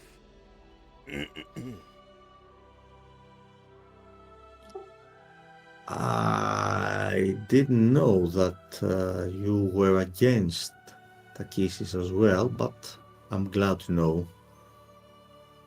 My first kill will be on your name. Do not know I was against. We are all against Takesis. She burns everyone else's follower. No one will have the power. It takes faith to give a deity power. If she is the last one, the world will burn.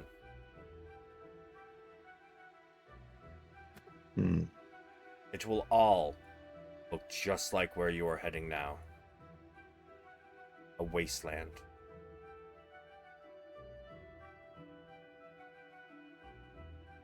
I'll do my best to prevent that.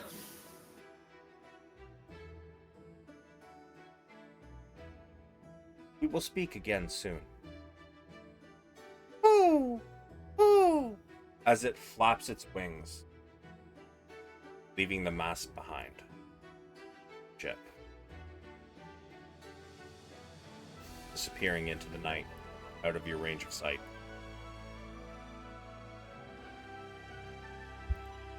I keep looking to the direction she left.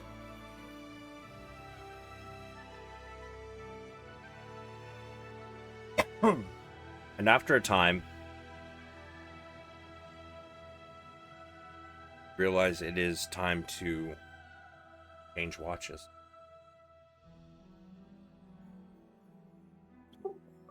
Okay, so I'll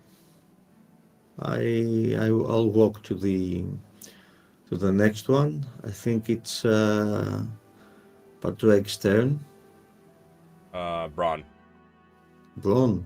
Bronze. Okay, I'll walk to Bronn and gently wake him up. Bronn gets up and kind of grabs everything he needs and bids Gondar a good rest of the evening. Asks Yeah. if he saw anything or if there's any information. Yeah, thanks, man. And well, whatever you need, don't hesitate. Just reach out. Okay. And Bronn goes up.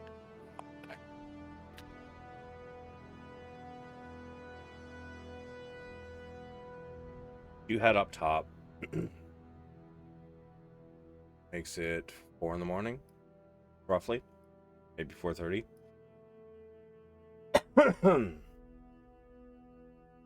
You get up top, and now there's only about there's one person at the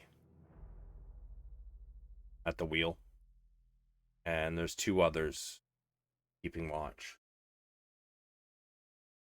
Everything is silent for a little while,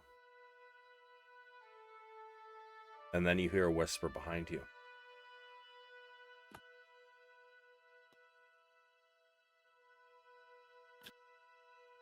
Sharks. Like a crew member said that? You turn, there's a man standing just behind you. No lantern in hand.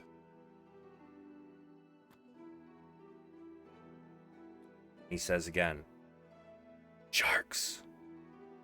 Side." And he walks over to the other side of the ship.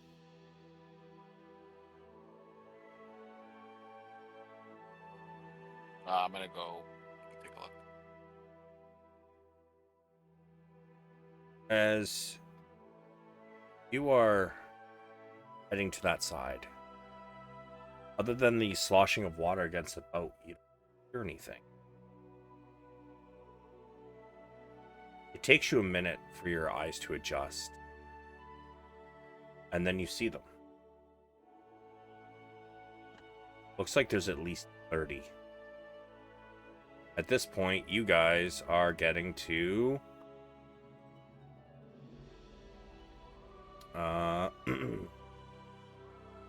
probably right at the very southeastern tip below Wrecker's Edge on the map. Yeah. So due west of Liar's Point. Yes. At this point, this is where the bay is opening up into the ocean. And these sharks, they all seem to be swimming in unison. They're not going quick. It's almost like they're in their, for lack of a better term, rest mode. Since sharks never stop moving. But give me a nature check.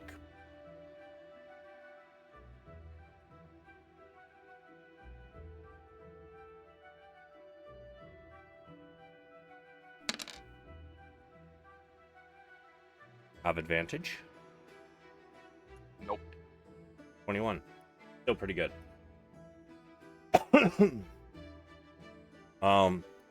Normally sharks, when they're in the rest mode, they stay near the bottom, or at least, you know, mid area. They don't come up. They're not normally at the surface.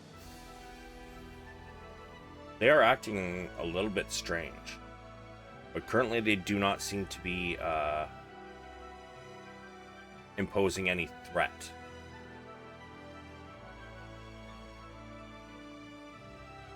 Like, strange that I would be curious about this, or this is just like notable behavior?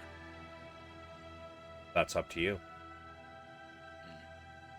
I'm going to use one charge of my Ring of Animal Influence that I just got, and I'm gonna cast Speak with Animals and see if I'm getting anything off of them.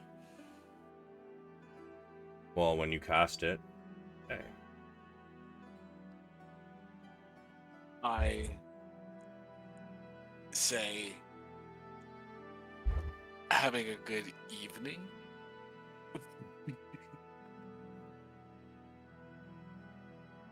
Like they're gonna understand. Let's see.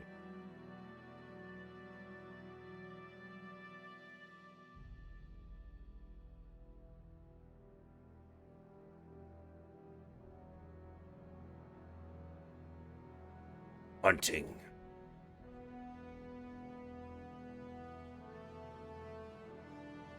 Good luck hunting. Big creature takes all quarry.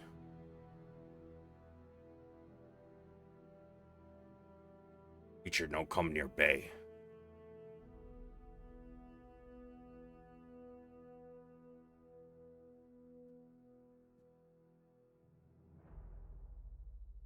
Be hungry. It said that there's a creature and they don't go by the bay. That the creature doesn't go by the bay.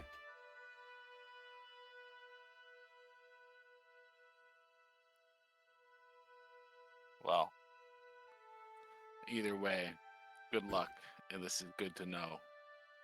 These are big waters. Not big enough.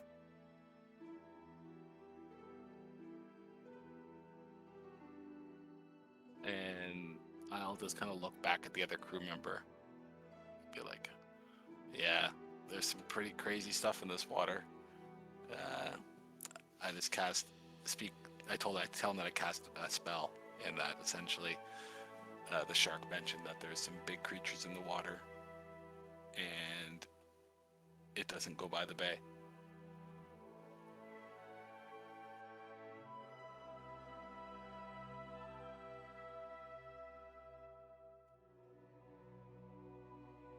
Big creature. Oh, sorry, I'm so dark voice. Big creature.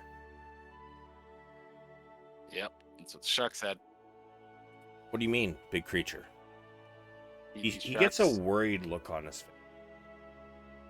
These sharks, the way they're gathered up like this, hunting, they told me that there's a big creature, and it doesn't go by the area over by the bay. And I'll try to articulate that better based on what was told to me.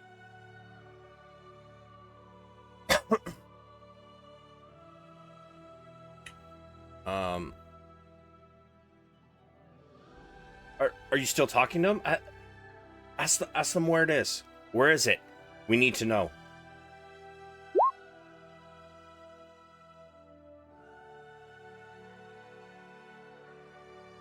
I'll pop my head back over and say, "Do you know where the creature is now? The big one." They are gone. I look back and I say, "They are gone." I love how you imitated my voice there. That was great.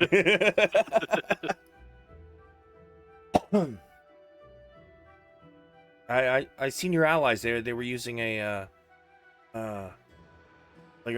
big spyglass. Yeah. Did I pull it out if I grabbed it? I'm pretty sure I did. That was the plan. So I don't know if Gondar said it or not, but I'll say yeah. He handed it over. We need to keep an eye out. There's a beast that patrols the area sometimes, a little further north. But if they've seen that creature down here, that's not a good sign. It means it's been pushed down this way, and there's not much they can push it. But we should be worried about that. Yeah, that's something I wouldn't think would be an issue in this part, but if that's what they're saying, I'll trust your judgment. I'm not used to sailing.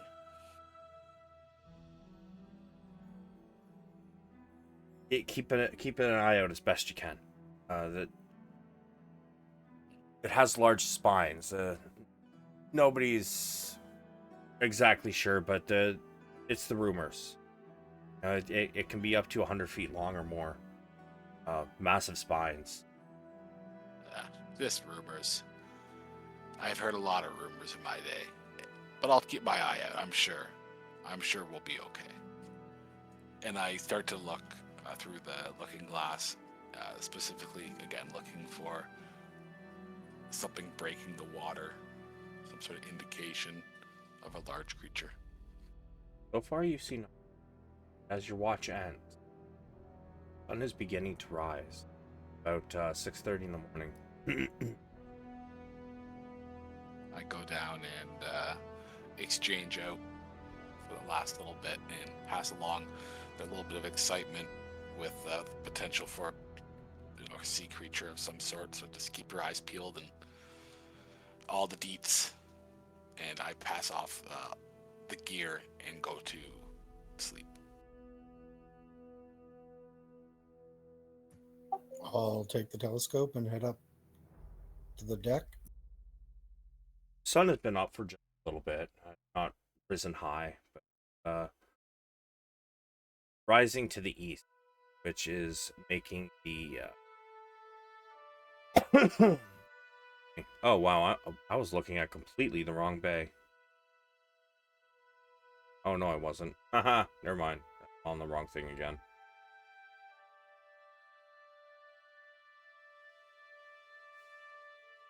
Okay. Padraig, as you take up, some of the crew is beginning to wake, but most of them are downstairs still, their morning routines and morning duties. There's a couple people on top of the deck swabbing it. It's still got a skeleton crew though, and although people are starting to stir downstairs and getting ready for the day aboard the ship.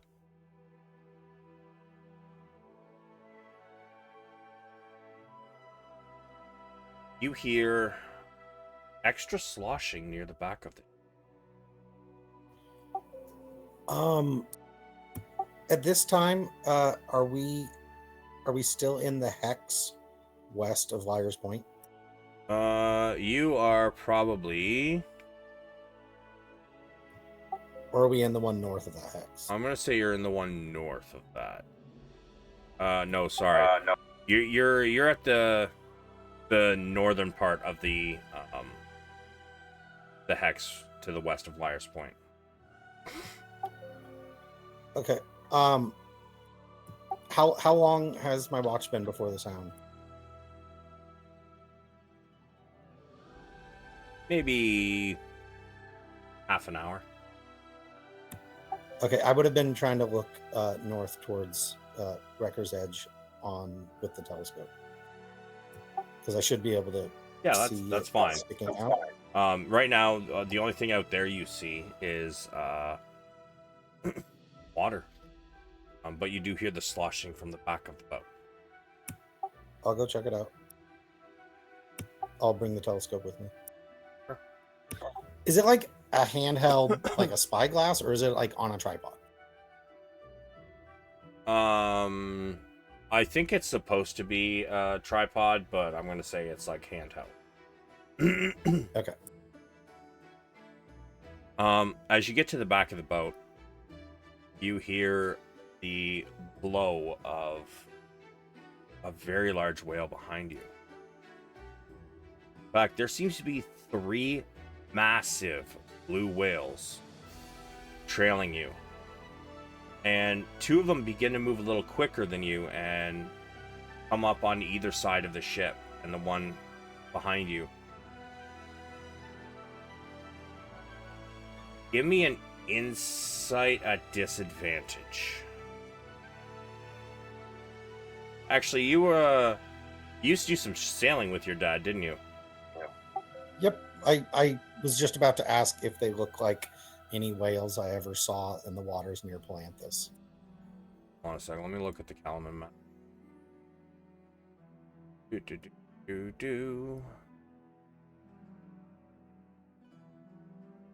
Sorry, not the Kalaman map.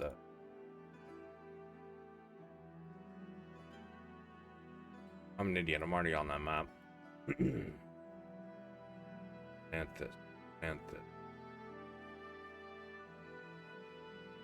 Palanthas is... Where's Palanthas? Northwest.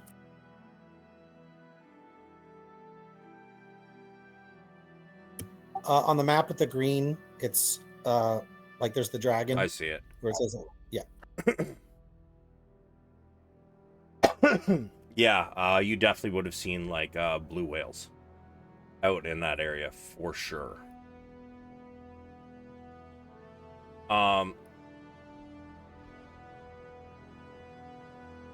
They seem to be following you, and you can give me I'm gonna say an insight at straight roll. Actually, I'm gonna say advantage, because you've seen them, you've seen these creatures before, and they usually don't act like.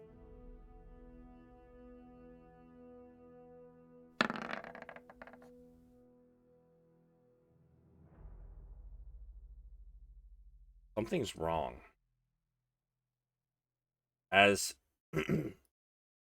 as they pull up alongside your ship,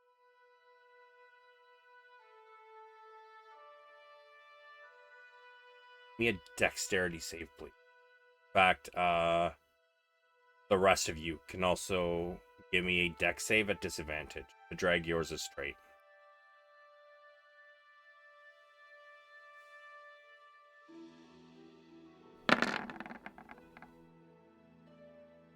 No bless on that.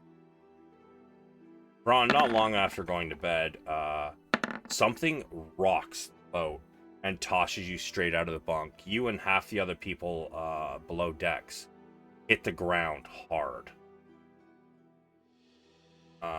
Bjorn, you as well. Gondar, you as well. Padraig, you're the only one who actually stays up on your feet. You grab the railing to steady yourself, and you realize that creatures don't act like this. But you notice your ship starting to turn. And as you kind of look over, you see both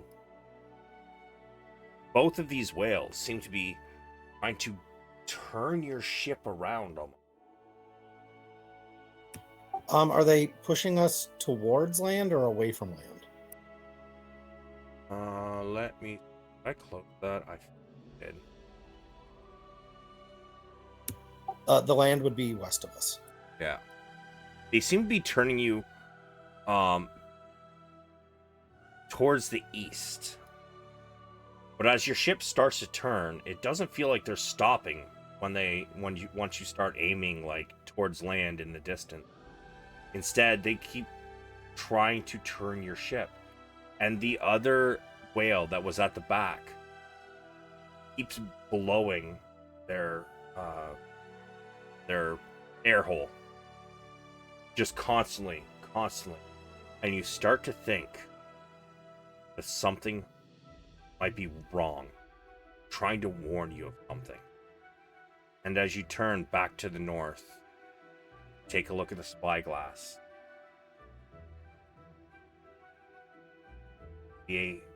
What looks to be kind of riding the top of the waves.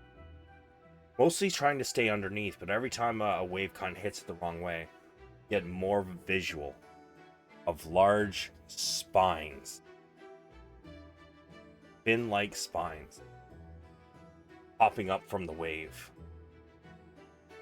These spines remind you of some fish that your father had showed you. These are the kinds of fins that many predator fish have. However, this thing, it seems to be 150 feet long, maybe more. And with that, we will end the session for the night. That was a good fucking session, boys. We're gonna need a bigger Yep. boat. Bro, you might need a new motherfucking boat. I'm not even Um, mad that we Those spent things. half of a second session still dealing with this goddamn oddity shop. Mhm. With the boats, are we the boat that's in front, or are we like how were the boats kind of arranged, like in a line, or next to each other, or like in a pack? Next to each other. So were we? It was like closest to the shore. You were closest to the eastern shore. You guys were kind of riding the shore like as close as you could get without fucking hitting dirt. But the other ship was closer. The other ship did not have whales turning it away.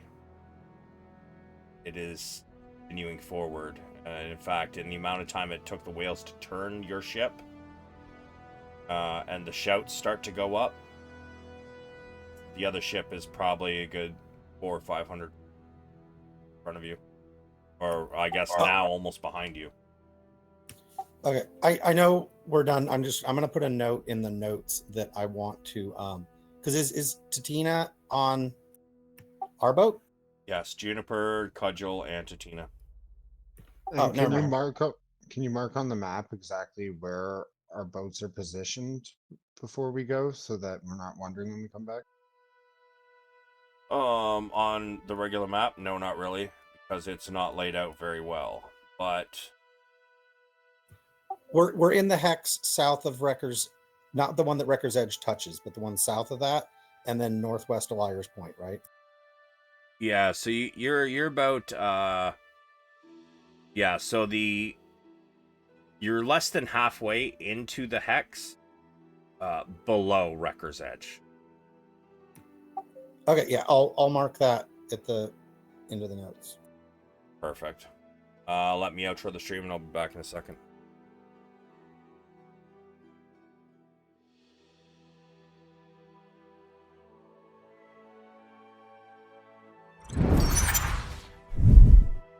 Well, thank you everybody for coming. I hope you all had a good time watching.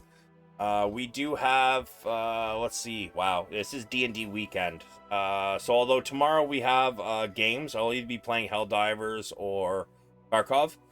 Saturday, 1:30 p.m. Eastern Time, we have Lost Minds and the Mad Mage. That is going on episode high 30s or low 40s now. We'll be doing episode 42. They're currently in Skullport on the 3rd level of Undermountain.